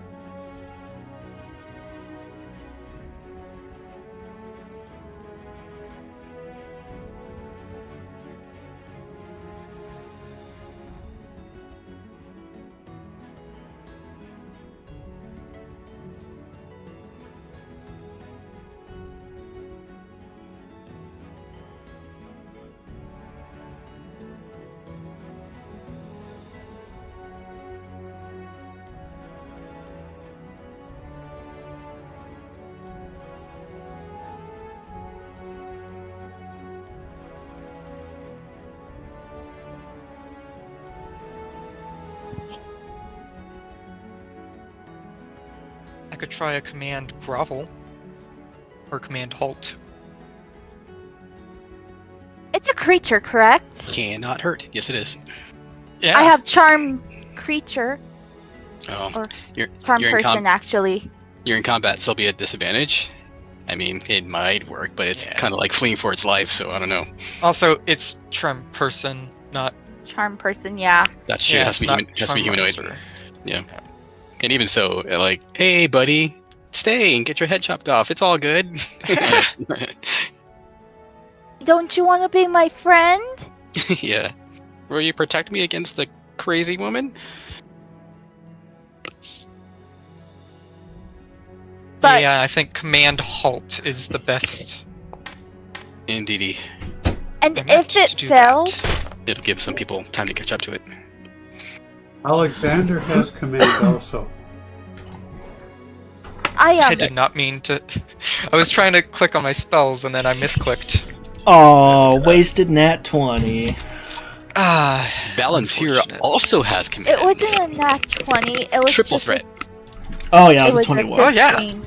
I saw the green, Huh. it still throws me off. Okay. Is everybody back? 1, 2, 3. No, not yet. Okay. Ms. Sharon is not yet back, apparently. She said back. The only one who hasn't is Colin. I'm here. Oh, Sharon, Okay. you there? You're Um, muted. I'm back. Sweet. Oh, right. Okay. Okay. In that case, I was telling I think I told Kenny and Mom that I could feline agility dash, get close to it, and Chokehold it. hunter's mark.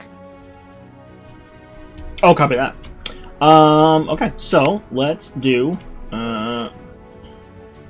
this. And first up, Kaylin. Caitlin. No, Okay. sorry. Yes, sorry. The turn order messed up. There you go, Caitlin. Okay. Up the stairs I go.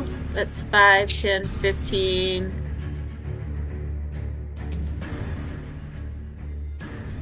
I don't see your token moving. Okay, 5, 10, 15. Ugh, I can't. Collides with at least one wall. Also, You gotta move. 5, Is it bottom of the So, stairs? yeah. Or is- 15. Yeah, the southern end is the bottom of the stairs. Alright. Okay, so 15 gets you to there. 20. 25. Do I see it? You do not. 30. Action dash. Go for it. 5, 10, 15, 20. I don't want to. You see it at the top of the stairs. I do? Yep, it is currently 15 feet from you. Okay, 15 feet. Cool. I am going to.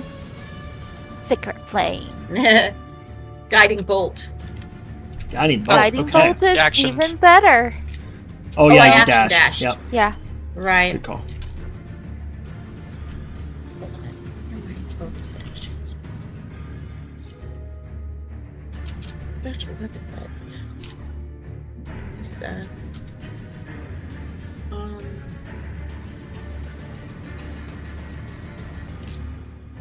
I don't want to do that till I'm up on the top. I can't do anything. You got 10 more feet of movement. Knowing people are going to come up behind me, I don't want to block the stairs. You are currently blocking the stairs. Right. So I'm going to move this way. Okay. Past you. I'm going to Well- let people run past me. What was that call? Alexander can get past you. All right. I'm done. All right, Alexander, it's your turn. Okay, 5, 10, 15, 20. Well, 15 right there. Okay. 20, 25, 30. 5, 10, 15. You can see it on at the top of the stairs, but it's on the other deck. But you can see it. Okay. And he casts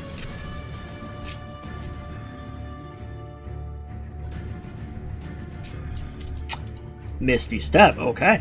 to get at the top of the stairs, blocking the devil. You have to teleport to a spot you can see. You can't see the spot on the other side of the devil because it's flat deck. Okay, good. And left. Now can he see? Well, it doesn't state that it has to be on ground. But you have to see the spot you're going to. I guess technically if you wanted to teleport into air and then fall, sure. But No, that might work. Teleport and fall onto the spine devil. Knock it prone. You know, that's what he's going to do. He's going to teleport onto. Alexander, this is called a spined devil. You know it's going to hurt. Okay, if that's still what you want to do. Wow. Wow. Okay, so you're gonna Misty Step. Based on the angle, I'd say you could probably see like 5 feet above the thing. So then you're gonna teleport above it and then drop onto it. Give me a deck save. I'm gonna give him a deck save to avoid the falling warlock.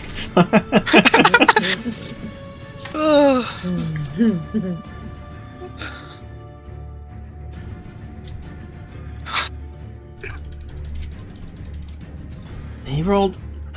I mean, he rolled okay. I don't know what to set the DC for on this. Is this? I'll tell you what, Alexander. Yeah. Just roll a D20 as well.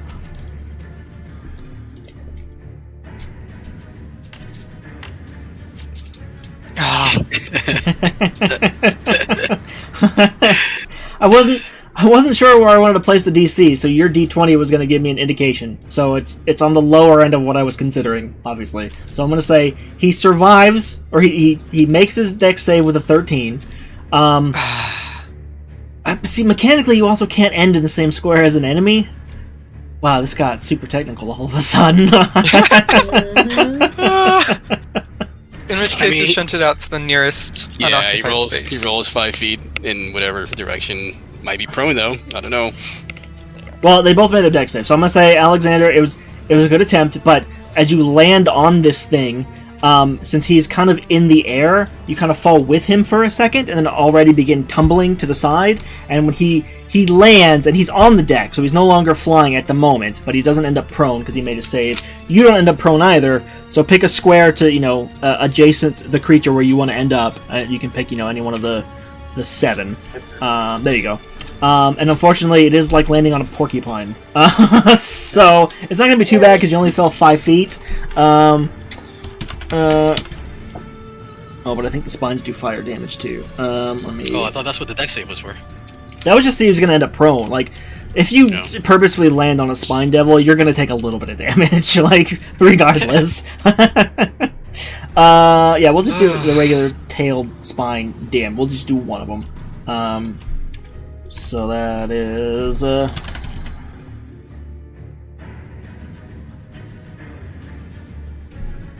I don't have a thing targeted right. Target Alexander for it. There we go. So don't worry about the attack roll, which would have been awful anyway. You take 6 points of combined damage, Alexander. Are you resistant to fire? How much of that was fire damage? 2 of it was, so you take 5 points of combined 1 damage. point. 5 points total. The 2 points of fire is reduced to 1. 4 of it's piercing, so 5 total. And yeah, he is on the deck. He is next to you. Okay. Anything else? Just not expecting you to try and misty step on top of an infernal porcupine. All right, Warden, you're up. Oh, what was that call? He was hoping to knock him prone. It was close. Like I said, I wasn't entirely sure where to set the DC. I had like a range, and then because you rolled a 1 on the 20, I set it to the lower end of the range, in which case he succeeded. Had you rolled higher, he would have failed. Okay. Oh, 5, 10, 15. Yeah, 15. as someone who DMs for children, Colin, I'm sure you can understand how randomly getting the most obscure thing you have to set a DC to can kind of throw you for a loop sometimes. Yeah. 20, 25. Where? No, stop. Move the token. There you go. 30. Oh. And then we're gonna dash. 35, 40, 45, 50, 55, 60. You can see him. I'll say you turn the corner just in time to see an Alexander fall on top of him. And then there's a bit of thudding, and then you see his head kind of pick back up. Okay, how far away from me is it? You are 15 feet from it. Compel duel. Okay. Go ahead and post for me. Saying the target's blocked by a wall, so it's not letting me cast it. Oh, right. Here. That'll There you work.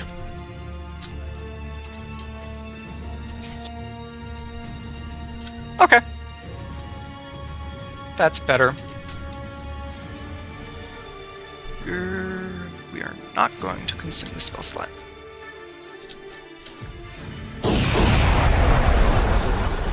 That way it shows whatever prompt there is. That was loud. And not showing any prompt. Okay. Well, What's the DC? DC 12 Wisdom saving throw. On a failed save, the target has disadvantage on attack rolls against creatures other than me, and can't willingly move more than 30 feet away from me. He rolled a 20. Do Being- we... Being a fiend, Have- they have magic resistance, so they have advantage Yeah. on saving throws against spells. Figured. That was Almost my a only natural opportunity. Back No over silvery there. barbs, unfortunately. No, Yeah, it's weird not to But get yelled at. I Not to get. do have an inspiration that will, if I use it, It doesn't will make it him. No, it doesn't make enemies reroll stuff. Aw. Can allow you to reroll, Or but your not allies, the yeah. enemy. But it is a bit of a change not to have silvery barbs yelled at me every other turn from last campaign. I was hoping that would land. Yeah. Anything Oh, else? Full movement, plus dash, plus bonus action. That is all I can do. Copy that. Okay. So that'll bring us to the Spine Devil's turn, and he is going to. He's just gonna book it. So he has flyby, so he can get out of melee range without opportunity attacks, and he is just going to head for the buildings. 5, 10, 15, 20, 25, 30, 35, 40. He will action a dash. 45, 50. On the right. 55, No 60, opportunity. 70, 75, Shoot. 80. He has just enough speed to begin cresting over the edge of the building here.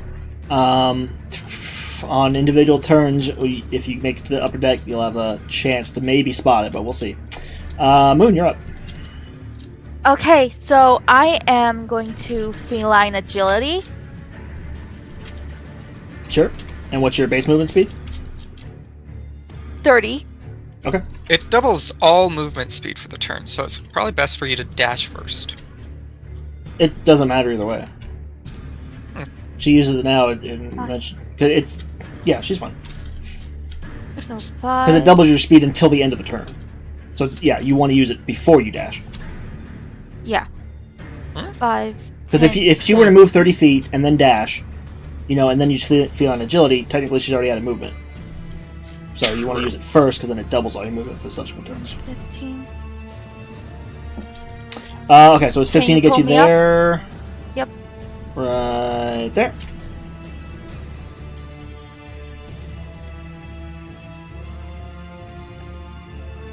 $20, 25, 30, 35, 40.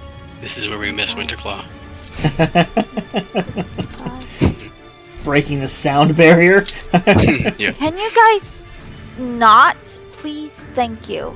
That was your mom. Blame her.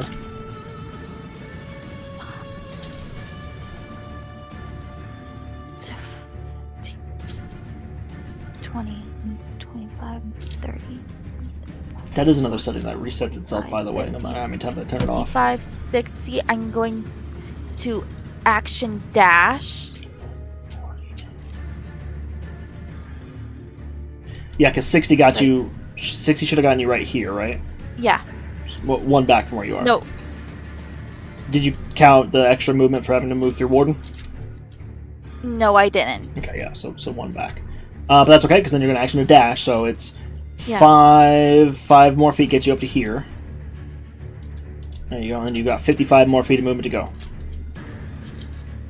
Awesome. Go ahead and roll a perception check to see if you can spot this thing as you charge out onto the deck. Okay.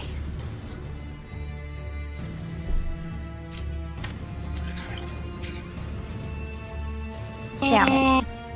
You cannot, unfortunately. Can Alexander tell her where it is? Yeah, it's not that she knows where to look, it's just that by the time she gets there from her point of view, it's already, basically around the edge of the rooftop. Okay, so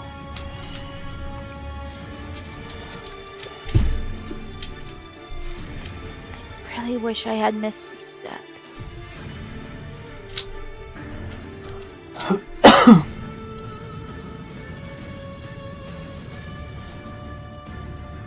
So I have how many more movement? 55 feet.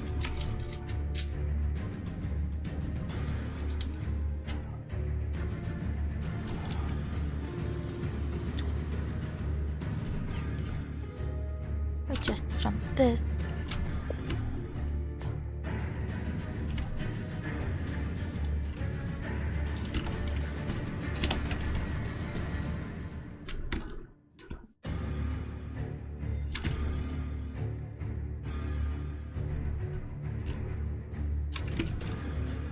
I jump over this part right here. Give me a deck save.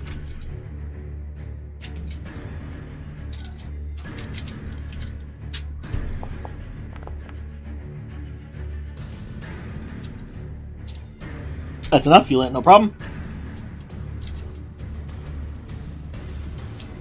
And that's where I stop. Anything for a bonus? I cannot see the target, correct? Correct. Then I cannot do anything else. Because I cannot see the target to Hunter's Mark. Copy that. Alright, Val.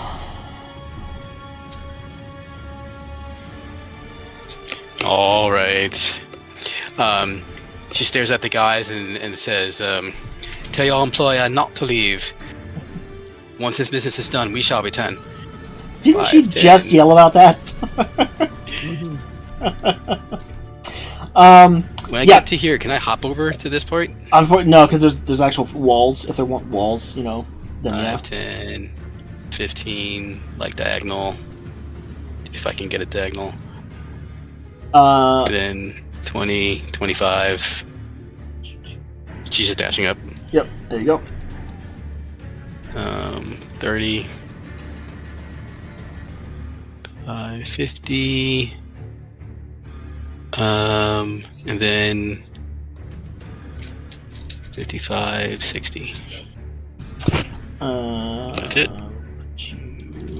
Right there. Don't think I have a bonus action that can do anything right now, so...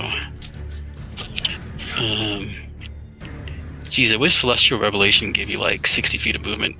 Oh well. It's just quite equal to your walking, right? Yep. Mm-hmm. I can make a lot of wishes when I play characters. Alright, Caitlin. Oh, sorry, was someone else? She, at the end, she just says, "Where is it?" I doubt I can see it. Yeah, Or- you can go to roll a perception check. You see Alexander, pointing toward the rooftop, but yeah, let's see if you spot it at all. Yeah, we'll say you see it, turning around the edge of the roof there.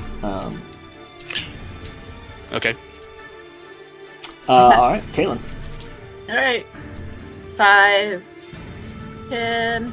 So that's technically the square Caitlin's on the other map, so that's 15, and then 20 Okay. would get you All right. right there. What, Okay. what did I miss? Just making fun we're of you just- because you did exactly what you yelled at your mom 4 or 5 seconds ago. Yeah. All right. Celestial Revelation. Heavenly Okay. Wings. Go ahead and post for me. How can I post this? Okay. You should be able to just click the name of the ability on your sheet. Oh. Doesn't say. It doesn't say that I can show it to you. It's all right. Let me go and find it on your sheet and have a quick There read. it is. Well- I got it. Nice. There we It's go. under use, or in Foundry, it's just under use feature. Mm-hmm. Once you For 1 transform, you minute. can. So yeah, Extra damage. you have a cool. fly speed equal to your walking speed. Yep, absolutely. Is this the first time you've done this? Yep. What's it look like? Well, And what's how it look much like? does it burn Alexander's skin off? Right. Gotta be careful. Yeah. So I jump, I come out of it, and I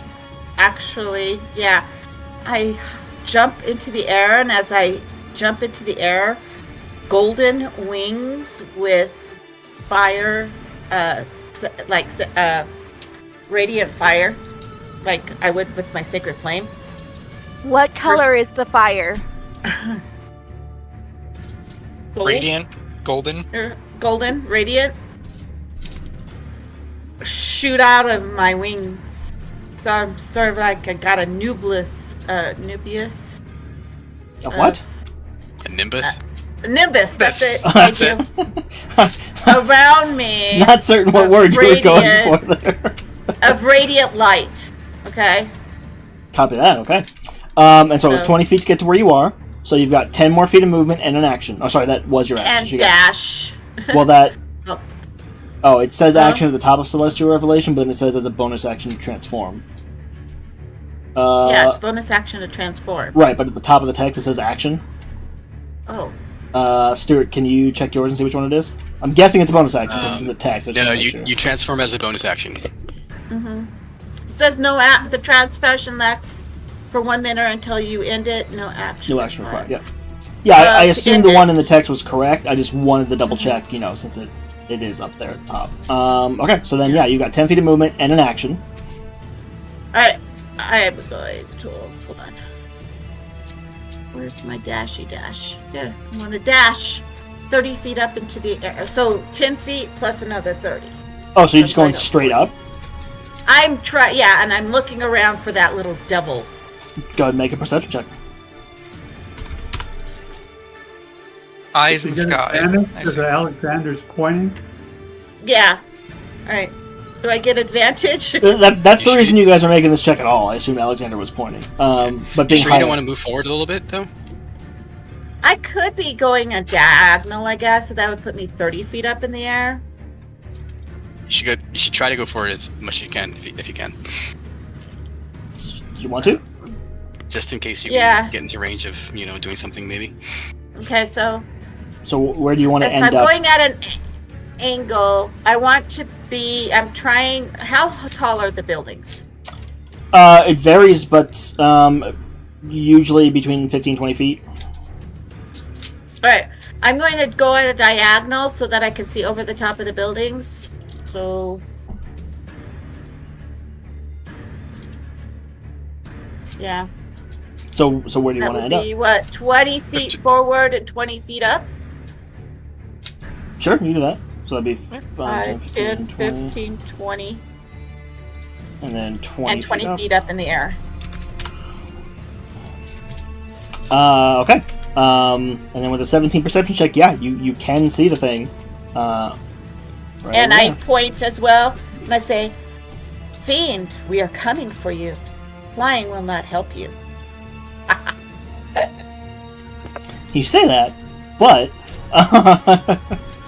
anything else, Caitlin? I'm done. All right, Alexander. Okay, Alexander is going to move over here. Does he still see the Spine Devil? Because you saw him flying in that direction, I'll say you have probably the last chance to do anything.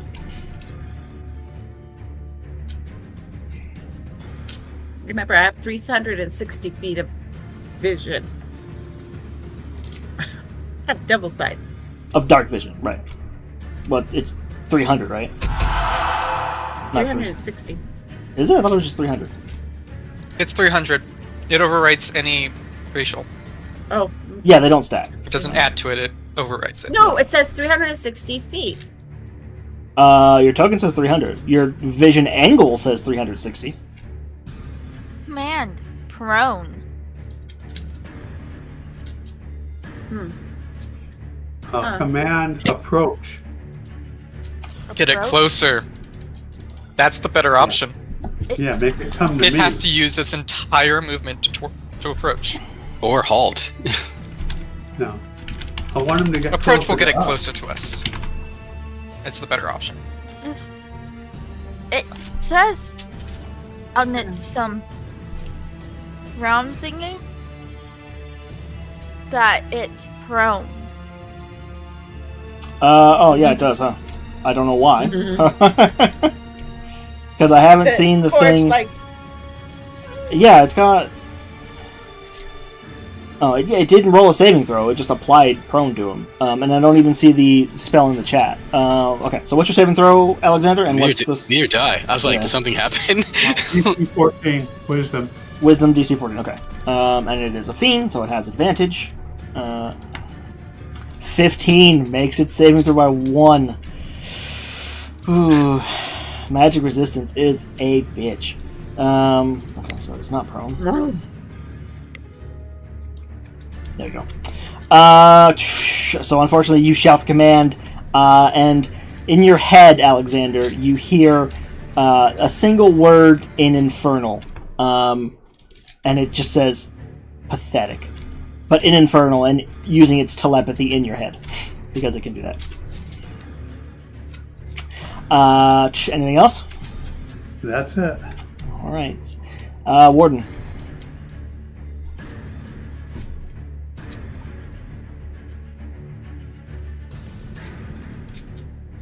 5, 10, 15.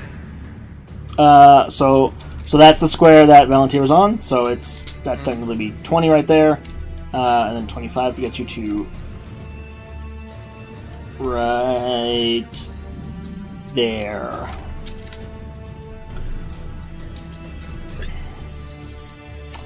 So same thing. Give me a perception check.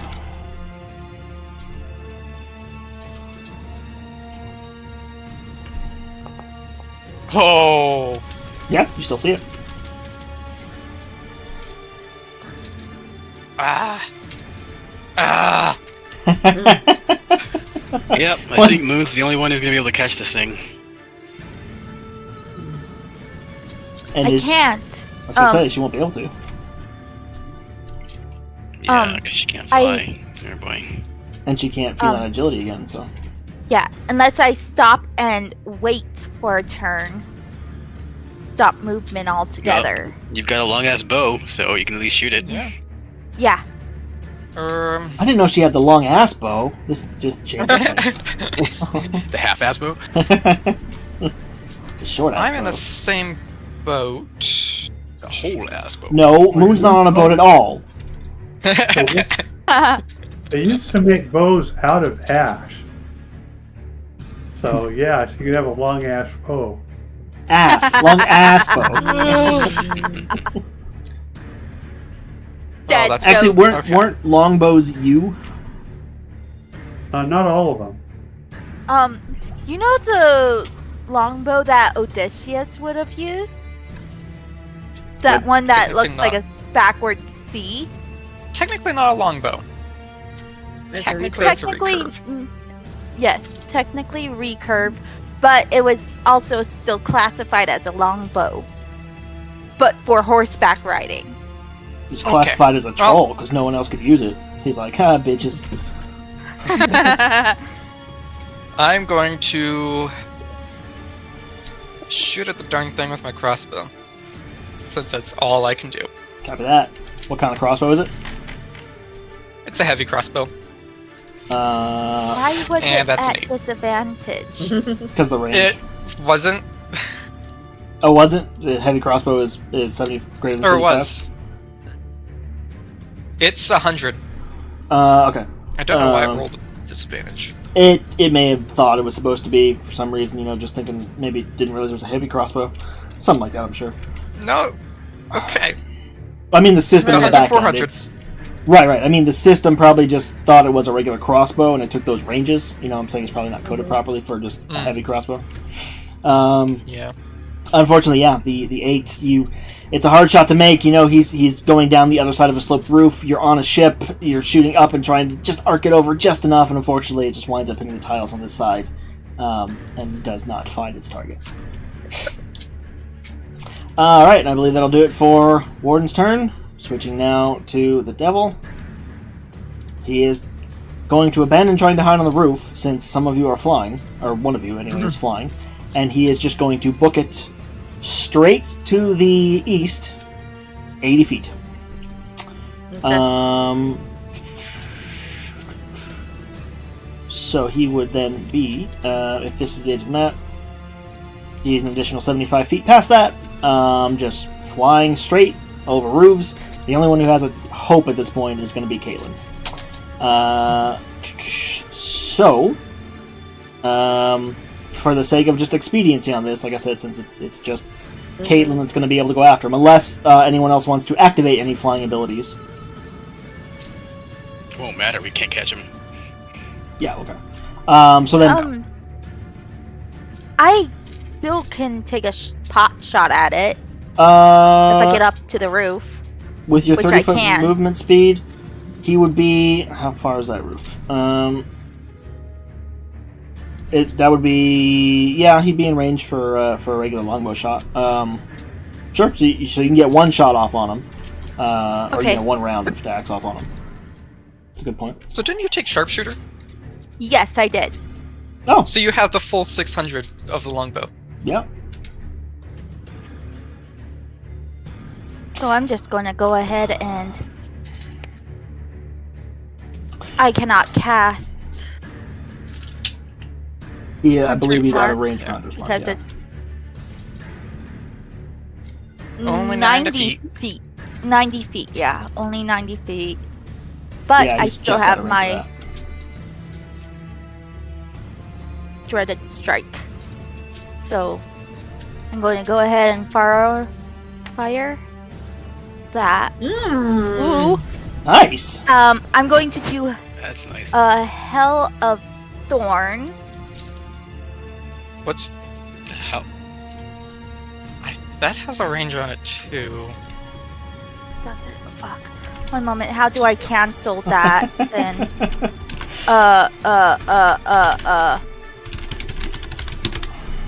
Ah, It does no. I was It's gonna say, I thought it was range just of when you self hit. because you're imbuing the arrow, I guess. Yeah. Yeah. And you fire it when you hit a creature. Yeah. Yeah. So that's another D10, so technically 2D10. It's gotta make a dex save. Yeah. I'm going to add that.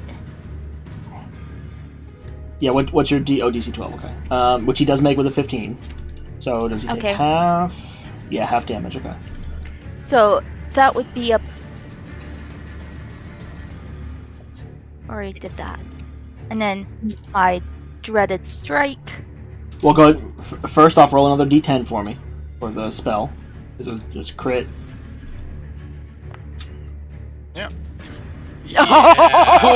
Oh! 17. Very nice. That's 8 damage.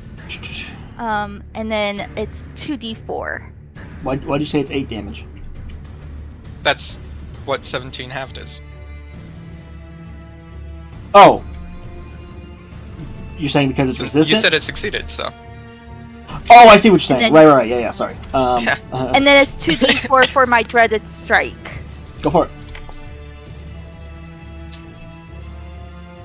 Max damage! Okay. So, the creature is resistant to piercing damage, which will apply to the basic bow damage and the dread strike, because that's amplifying your base damage, but not the magical damage of the spell. So, Dreaded strike is No. also. Are you It's using psychic. 2024 or 2014? oh, for the creature, or you mean her? Yeah. No, creature. Oh, that's a good point. Dreaded strike isn't piercing, it's psychic. Oh, psychic. The Hail of Thorns is piercing. yes. But even so, Chiron, it's really good to see about fiends in particular with 2024 because Yeah, they actually have changed them. I'm Yeah, pulling it up now. yeah. Um, A lot of their Watch- resistances have been changed, right? indeed, it has been changed. Has its HP been changed? Its HP has been changed as well, though. So Probably has more, right? I don't know. it does, yeah. Balances Does out. it still have spell resistance? It does still have spell resistance and flyby. Okay. The only difference is what its resistances / immunities are, and its HP. All the other stats look to be the same. Fly speed's the same. Yeah, okay. So, let me adjust its health then, and then... Well, let me see what your total was, and I don't even need to worry about it. So, we have 8 plus another 8 plus another 8. So 24. Okay. So, it does survive, but it takes a massive hit as it goes. Would it have survived with resistances and lower... No, because that would have been... That Is would have been it less. almost like the same? I don't know. That's what I'm trying to figure out. Like, because normally it has 22, or the old version was 22 HP, but resistant to bludgeoning, piercing, and slashing. The new version, it has 45 HP, but it doesn't have those same resistances. So it's pretty similar, I guess, in the long run. It's like within a hit point. Yeah. I think. Yeah. Okay, so he does survive. Which. Okay. So let me. Like one shot is the same, but like over time, the lack of resistance would mean that it would be taking more damage. Yeah. And yeah, since most sources are going to be that form of resistance, even then it's pretty much the same, I guess, because most weapons would have been resisted before, but its hit points were in half. Now it's not going to resist most of those weapons, but adventure's going to be using against it. But it's got double hit points. Yeah, So it's sure, pretty sure, much the same. It just makes it more complicated for me because this has got all the old monsters, and I forget about that. Yeah, you gotta change all that stuff. I do. It's just the module is built around them, so. Yep. Alright. Let me edit his hit points. Darn, Moon almost killed him. Well, Maybe. Hopefully I can finish him off. Maybe. I don't know. We'll see. Well, it's not letting me edit his hit points, so we'll just keep track of it manually for now. 45 minus the 24, so he's got what, 21? Okay, maybe she didn't almost kill him. Still decent chunk. Yeah, definitely a good hit. And as he's flying over the rooftops, kind of keeping low. Oh, now all the hit points windows popped up. Good. They'll go away. I did the math already. Skimming, kind of trying to keep low to the rooftops. You scamper up to the top, see him off in the distance, arc of the bow, just aiming up well above where he is at the moment. Fire it, and you see it go off, and then begin to arc downward, and then just land right in the back of his spine, adding a new spine to his collection. And you see him waver and kind of veer to the side a little bit, but then he recovers and keeps on flying. Well done, Moon. Anything else? That was my full movement, my action, and my bonus action. I cannot do anything else. All right, copy that. So how far away is he from me at this point in time? From you, he is 65 plus 75, so 140. 140. Alright. I move forward. Well, hang on. 30 Val, feet. was there anything you wanted to do? Or anything you sorry. want to try? I mean, she'll like run up. Oh, I can't go yet. Oh, yeah. there you go, sorry. She'll Right, sorry. just sort of run up here. To 30 and throw her long sword. 35, 40, Sorry, great sword. 45, 50, 55, 60. She just starts to run, but she's not actually. I'll probably come here, but she's not going to be able to catch. That's it. All right, Caitlin. Alright, I'm going to fly 30 feet forward. Copy that.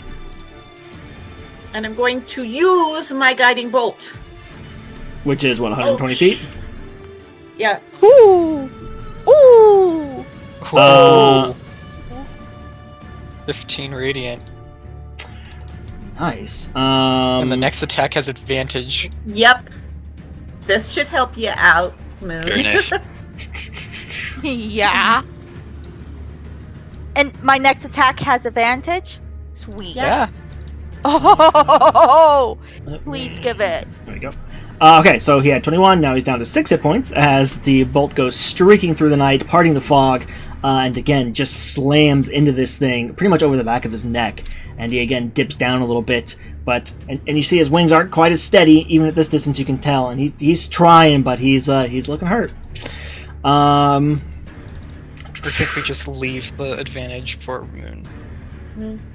And that's me. I'm done. Did you move your token 30 feet forward?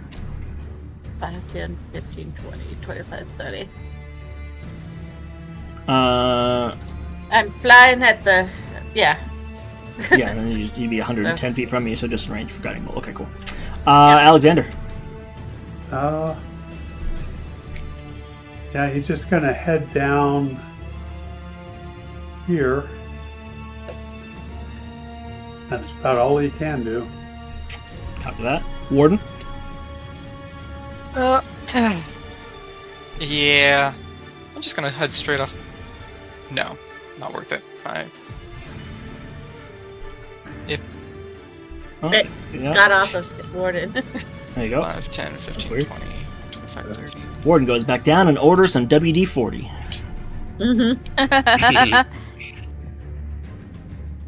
Okay, move to about there using my dash. Copy that. On the Devil's turn, he flies forward another 40 feet, uses his action to dash, and then goes below the skyline of the buildings. And you no longer see him. Shit. I should have. He's Try to pop glowing. Yeah, but he's not like a spotlight, you know. It's not Yeah. like a magnifying glass and a sunspot over him, you know. Well, Yeah. Well, Moon's on the building. Is there any chance that she could? I don't know. he's Wait, are you on the building? I don't even know. she's on yeah, the building, I'm on the building. but he is now he was 70 feet off plus the 25. So yeah, so he's like he was 140 feet off the map or from Moon when he then went under the buildings and then continued to dash another 40 feet from there. So just based on the several blocks between you guys and the buildings, there's no way she has an angle on him. Yeah, no. Alright, gets away. Close. He had 5 hit points left. Warden immediately turns around and starts marching back to the boat.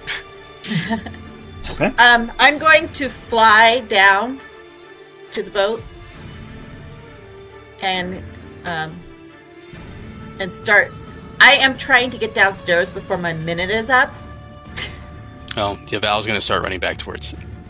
As I well. wanted to move my token, not yours. How dare you? Yeah, I'm trying to get downstairs because I'm hoping that my wings and everything will intimidate. Yeah, so I'm Well- trying to get downstairs before my minute's Sure. up. So we're running It's down. been Yeah. what, it was like 3 rounds to chase that thing, so you got 7 rounds left, and the flyback. No, it was the second round. I put my wings up. That's true. Yeah. So I was gonna say Okay. 7. So you have by the time you get back down there, because there was another flyback, dash. You probably have, by the time you get down there, we'll say you probably have 6 rounds of wings left. Right. Here's the thing, And though. as I'm walking down and through, I say, "Stay away from me unless you wish to take damage." Well, here's the thing, and I assume the rest of the party's gonna stay at least 10 feet away from her. Yeah. Yeah.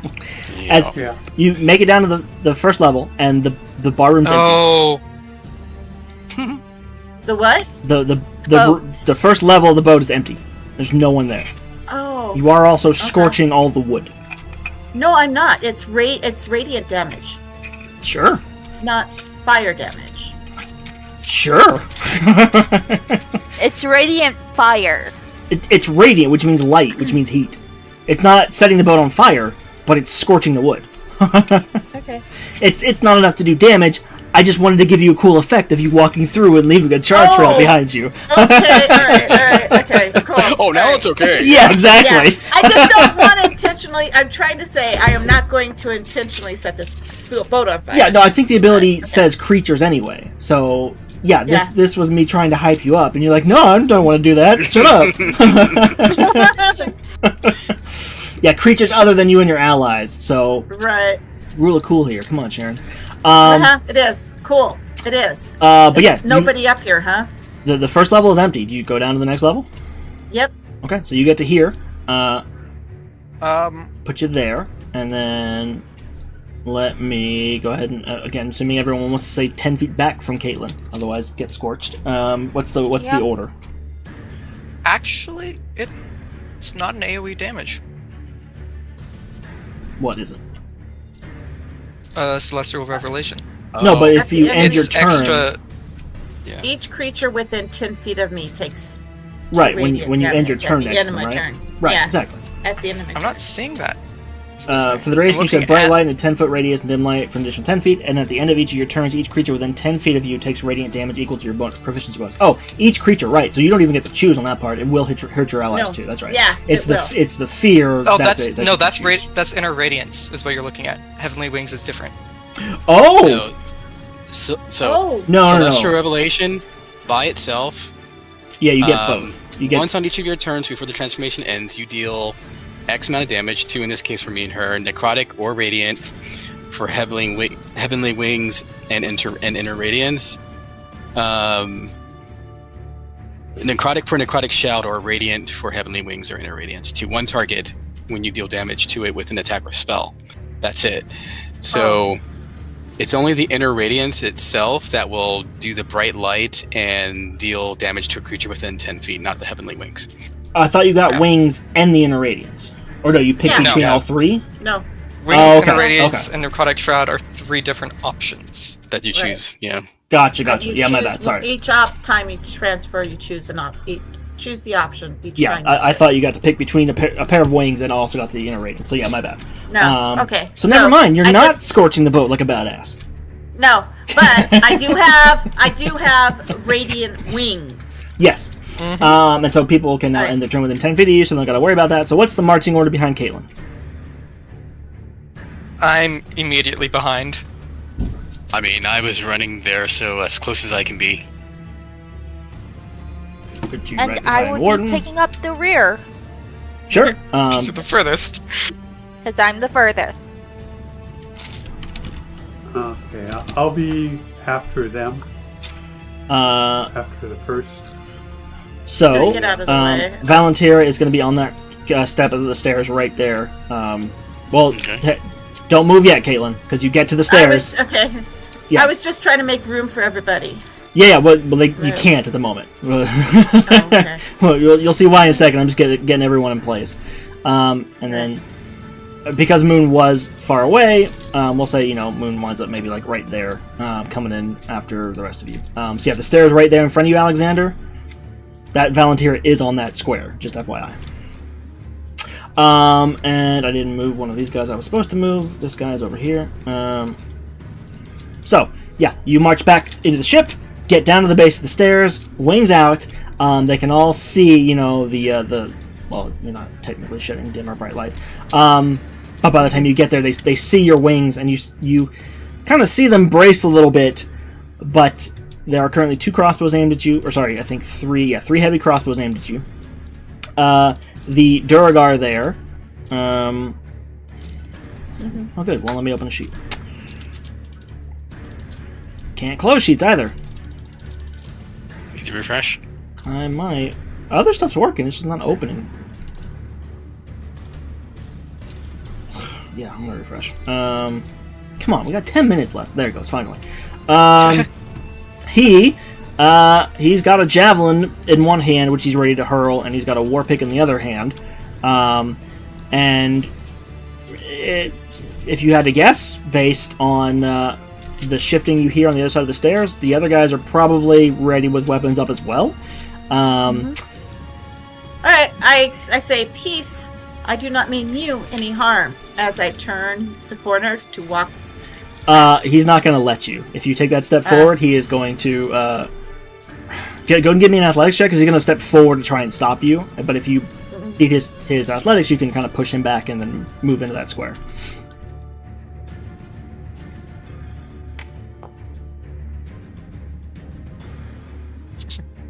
Wow. Nice. Okay. So he tries to push forward to you, and then you just kind of shove him back, and he stumbles back against the wall.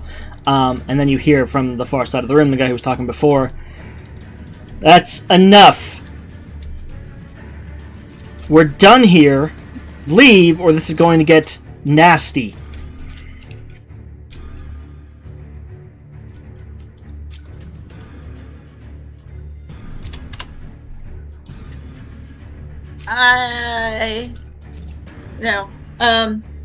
I say again, I have no quarrel with you. I have no quarrel with your master. We just need to speak. And we've said no. And now they're going to attack because you push forward. So everybody go ahead and roll initiative. Ah, I here we know. go again. No, okay. He said no, like this is the third time, and you just kept walking forward. Okay.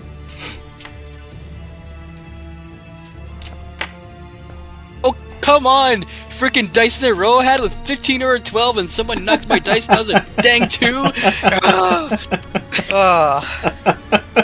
Someone knocked my dice to a dang 2. I'm still Stupid the highest dice. roll. No, Warden's ahead of me. Okay. What kind of Okay, initiative why rolls is is this? Holy crap! This is. Why isn't it allowing me to roll? I don't You know. rolled a 6. Yeah, you're on there. I am? I Yep. do not see. It might be desync. Yeah, it is starting to lag a bit right now. So. It is. Okay, one moment. Oh no.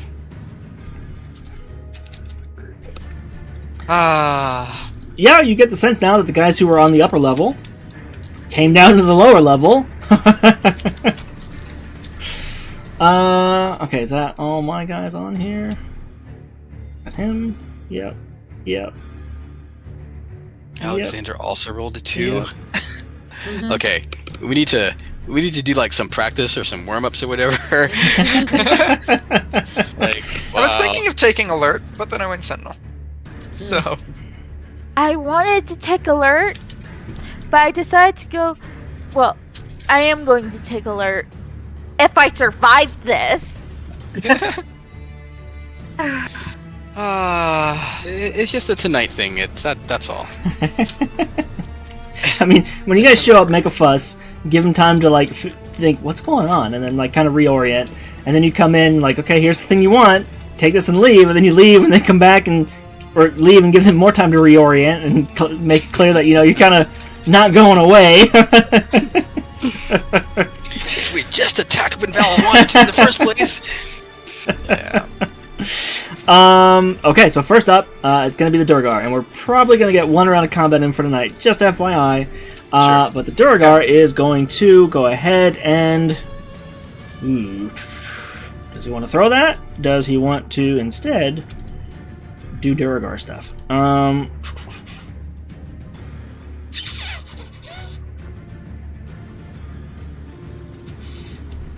What Is is this an Duragar action? stuff? Who knows? invisibility, enlarge, reduce. Oh, it is an action, There's a okay. couple things. Yeah, he's going to become large. He is going to... he drops the javelin just onto the table. He steps forward. And as he does, suddenly his footfalls sound much larger than you would expect a creature this size, Warden. And, kind of imagine you're watching Caitlin run around the corner and you're preparing to retaliate, and then you hear this and kind of look back to see this dwarf suddenly swell in size. And by the time he's done, he's going to end up being large. Which I can do here. And move forward there. That's his action to do. He doesn't have anything for a bonus action, so yeah, that is his turn. Just to enlarge and to move forward and to be a menace in the stairway. Alright. Now we got a couple of these guys. This guy first is... He's going to go melee, and he is going to hold his action. This guy's also going to go melee, and he's going to move forward. And now they are both going to attack Caitlin with advantage. Of course. Pack tactics! I told you, they work well as a group. And he gets 2 attacks. First one... Oh, I don't think I rolled with the advantage. Miss. Well, I didn't roll advantage. If only I was right here instead. That's a 20 for the first swing. The 20s for the first swing? Yeah, because I didn't roll advantage on the first one, so it was a 15 and a 20 for the first. So 3 points of bludgeoning damage on the first swing. And then his second attack, hold Alt this time.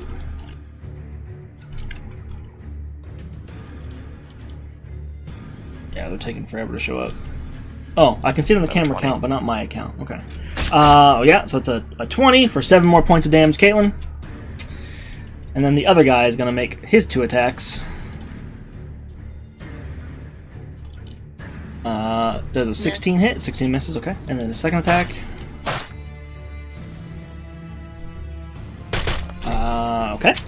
So the one behind you gets. You orient forward as the guy comes marching across the floor, and you are able to intercept his 2 attacks. But the guy behind you that you just shoved out of the way didn't expect him to kind of get his feet back underneath him so fast, and he does, and lunges forward as you're dealing with the other guy, and 2 heavy hits from the mace across your back. That's their turns. And Warden is now up. Wait, was that all 3? No, that was just 2. Yeah, that was 2. I think. Who did I miss? That guy? Oh, I missed that guy back there. Okay. That guy is going to... is it all attacks or melee attacks? Any attack, okay. So this guy would have also held his turn for the 2 guys in melee to close on you, and he's going to shoot his heavy crossbow shot at you with advantage. I see 4 thugs. Ooh. There's a total of 6 of them on the field. Only 3 of them are in this block with the Duragar for the... No, I mean like 4 attacked already, but okay. Yeah, it's because I had to roll an extra, because I didn't roll advantage on Yeah. one, so it was an extra attack. Yeah, so it's like 1, 2, Yeah, and then 3, and then 4. Yeah, they get 2 attacks each. Wait a second. Oh, they get 2 attacks each. Yeah. Ah, And that's a natural 20. screw you. But luckily, it's only 6 points a day. Yeah, well, screw you. I already took it off. Is that supposed to be +0? Oh yeah, 0 dex. Okay. So that's their turns. Now it's gonna be Ward's turn. Okay. Whenever there we go. Kill them all. With righteous fury. Wrong character. Well, okay. First True. things first. Pretty I'm sure going that's to, your deal. As part of my attack, imbue my Warhammer with Sacred Power, giving it a +2 to attack, which for some reason does not show up on the actual roll, so Because it hates you. fun. And swing.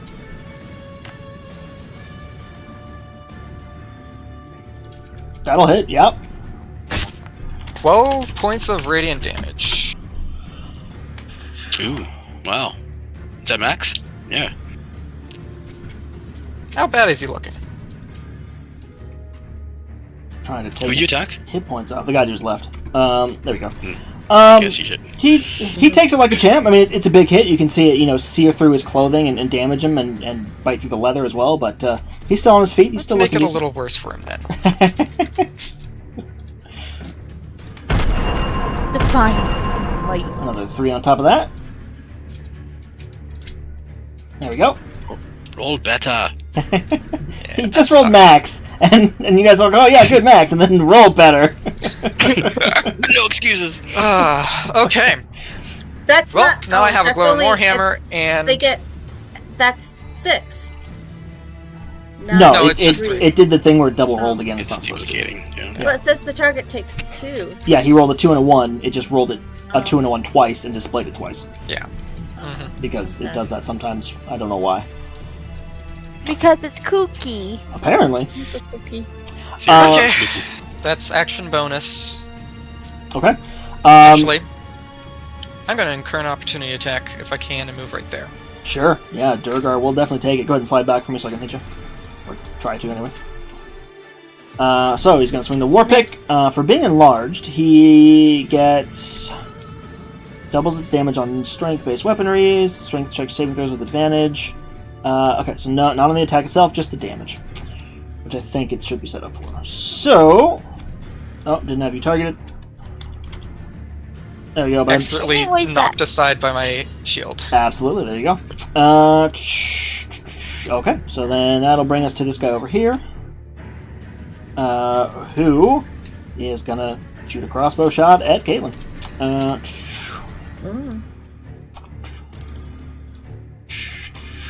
With advantage.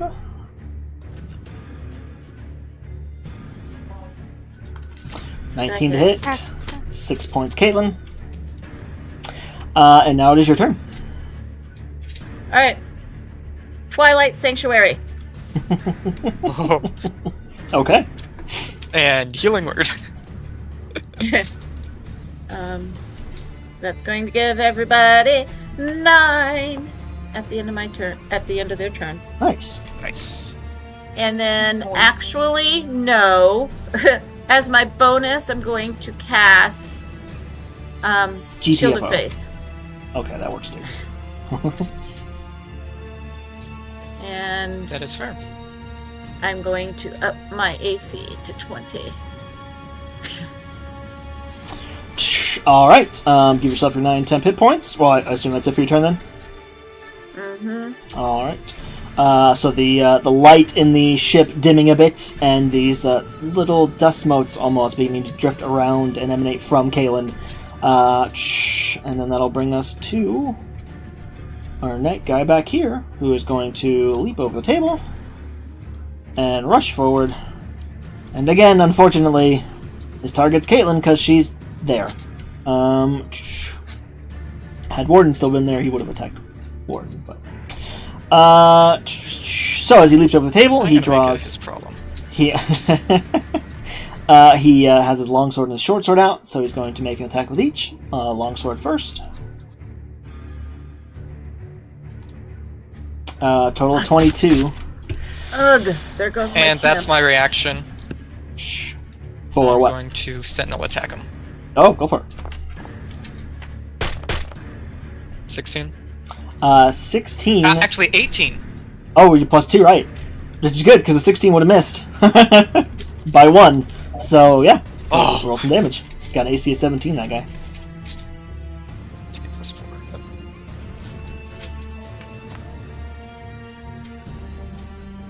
10 10 points of Nice. radiant. Nice. Ooh. There we go. And then his second attack with the short sword. It's a 23 to hit Caitlin. Another 9 points. My goodness. Where? I can't even see you. She's just around the corner from you, yeah. Are you like in danger zone? I'm in, 5 I points. I have 5. Okay. Yeah. I just put my mouse over her picture on the merry-go-round thingy. Next up is this guy, who is...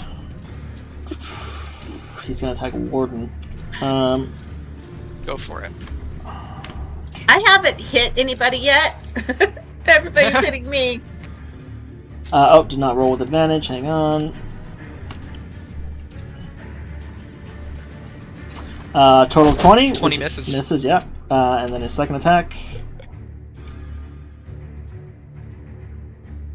21! Just hits. 7 points of bludgeoning damage. Okay. That's his turn. Next is gonna be this one here, who is going to move forward and hold his attack. Moon, you're up. Okay, would I be able to squeeze by my, Allies.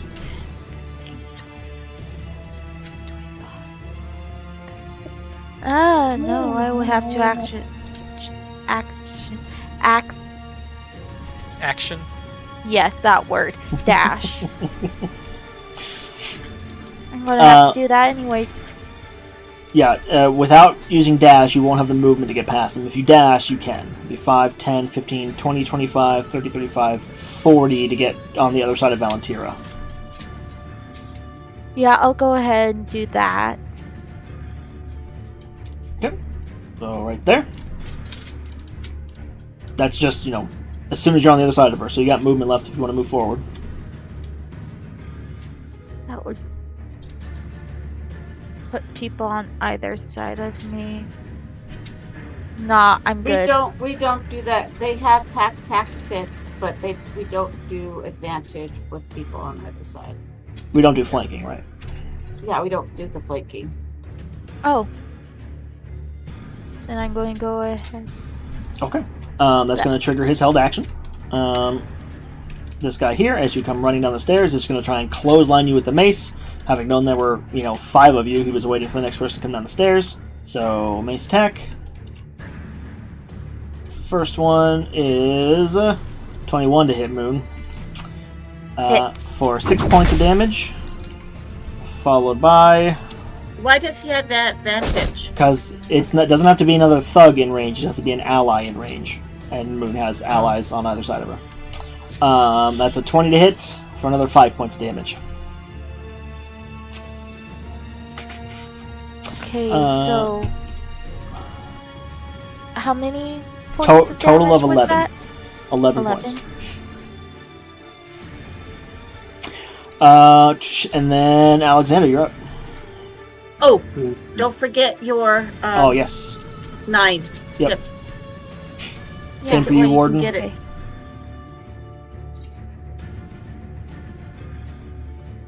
Warden, did you get yours? She didn't have it up before my turn. Oh, right, gotcha, okay. So, yeah, Alexander. So that's 10 feet, 15 feet will get you here. And then you run back into Moon. Okay, but he sees the big guy, right? The Durgar, yes. Oh, he also sees other two on the side. Which one is it? Which one of them's damaged? You technically can't see the ones on the left and the right because there are walls there. At the moment, you can only really see the Durgar. It's just how the lighting works sometimes. Okay. But you can see the Durgar, no problem. He's big.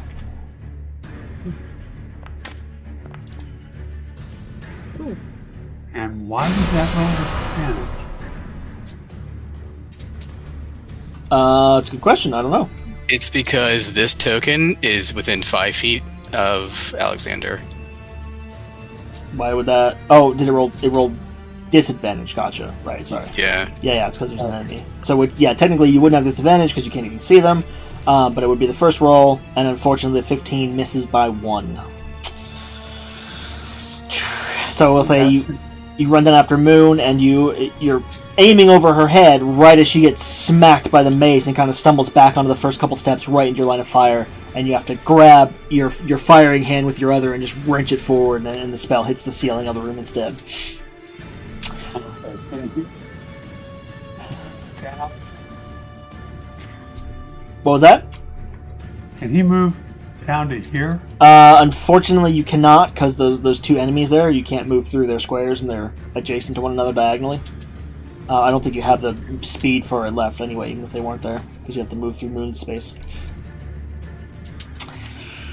Right, because you're there, so 5, 10, 15. You can get back on the other side of Valentira, but you can't get past Moon, because the bad guys are there.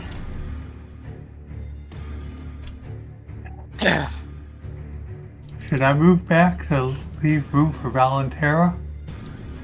Yeah. You won't have to worry about opportunity attacks, because again, you can't see them, they can't see you, so you can move back without issue. Back. Okay. I know you're on the floor above, but I'm going to put you there. Okay. And then just, we'll do a 10 feet up thing. Yeah. There you go. Alright. Valentir. Alright.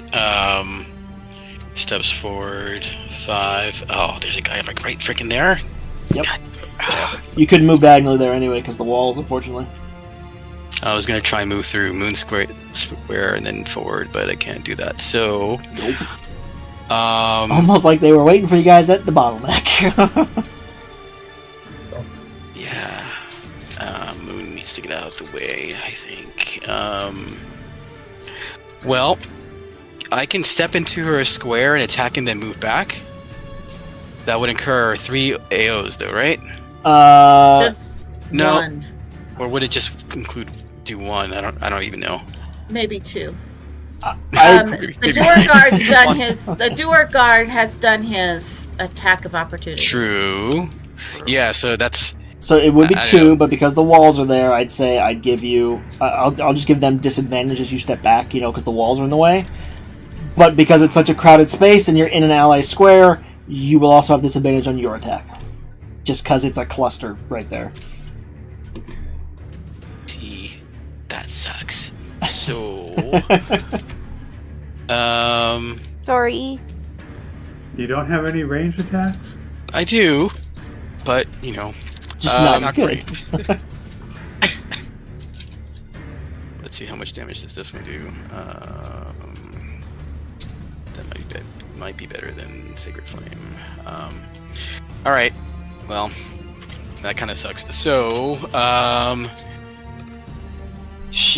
as she goes, takes a step forward, whatever, she takes out her, seeing how Moon seems to be boxed in, she's kind of putting 2 and 4 and 8 together, and she'll take out her javelin, and she's gonna chuck it at Mr. Big Guy. Go for it. So, do I even have my javelin on? I don't. Let me put that on the thing. I don't know if it will actually roll from the character sheet.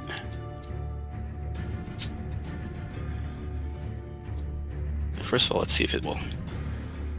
It does. Cool. Come on! That's not disadvantage, so you got the natural 20. Oh! Oh, yay! Oh, Sweet. Because Because the That walls, means- the same reason you can't move diagonal, they can't see you, so technically they're not threatening you. So you, all right, So yeah, you're seeing good. that our aim is true,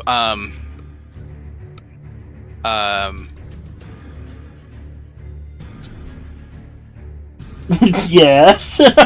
you will not stand in the way of retribution, and she will also use her bonus action to Divine Smite.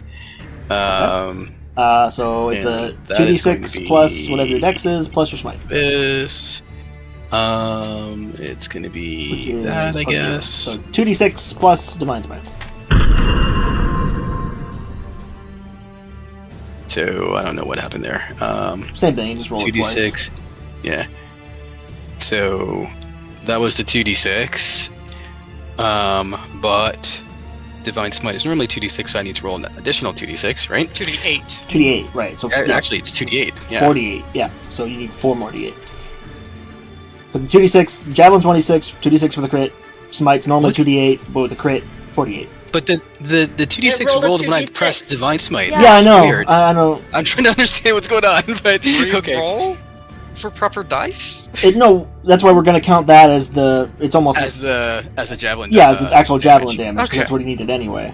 Right. Um, And so the javelin damage, right? This is done. Javelins are. Dex based when you throw 'em. It's 1d6 plus 4 Isn't your dex 0? because no, it's a strength. I thought it's strength when you're melee. When you throw them, isn't it dex? Because it's a thrown weapon. You know what? I don't know. It's not Check finesse. I'm not really sure. I'm gonna. Well, here, I can solve this, actually. Let me. All right, you can do it. Yeah. Well, no, I mean, I because. could have sworn that it was both strength My thing held just- and thrown. Yep. I think it my is, thing just but crashed. yeah. Yeah, it works for thrown weaponry.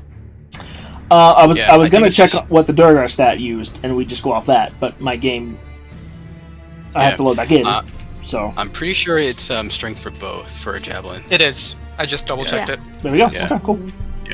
All right, so plus 4 to that, and then the 48 for Divine Smite. So I'm just gonna create some dice here. 1, 2, 3, 4. Roll. Yeah, go back in.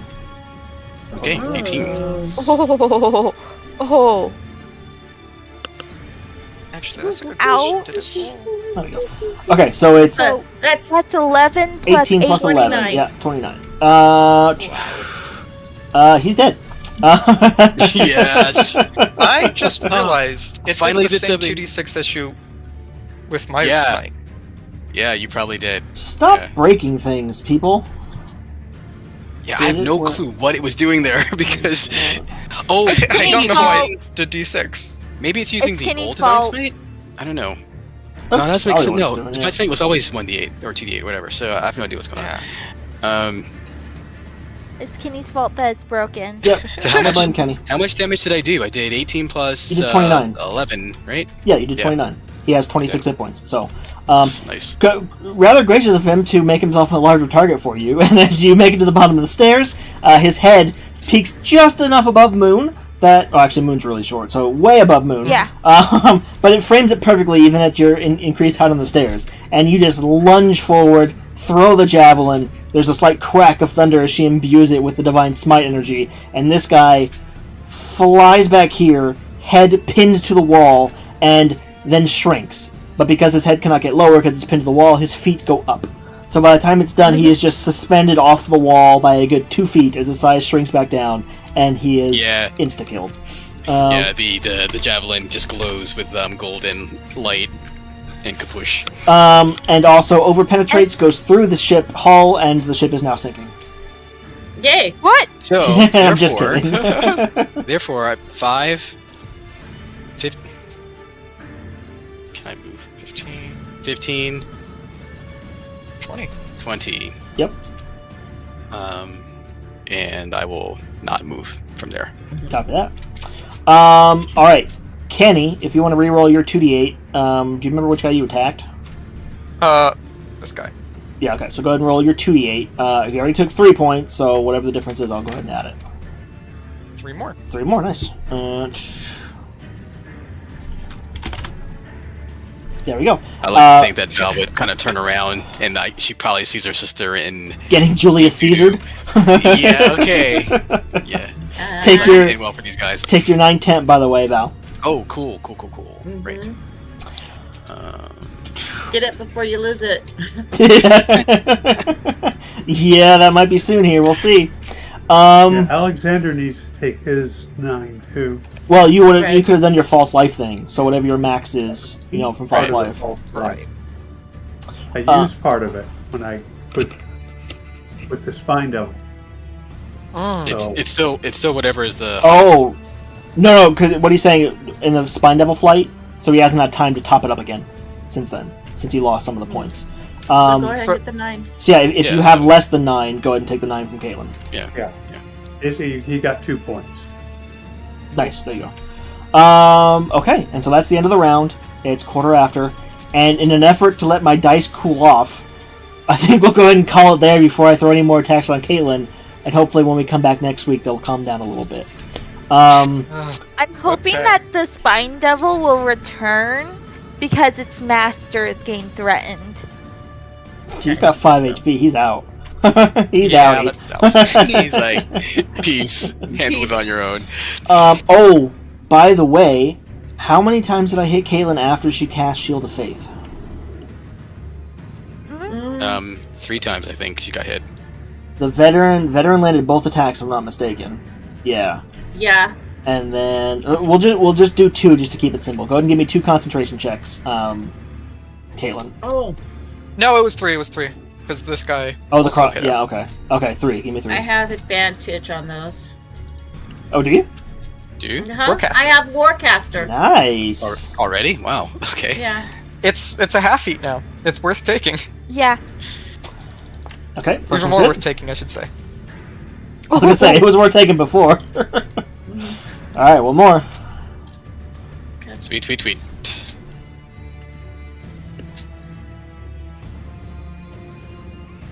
One more. Ooh, okay. That was close. Yes. Okay. They would have been okay without it, but Yeah, we just saw the 2 and we're like, ugh! Okay, so Caitlin currently has Shield I of was Faith. looking at the bigger number because it was showing advantage, so it's all like bigger number. Looking for the bigger number. Warden Yes. has Holy Weapon, right? Or is it Sacred Weapon?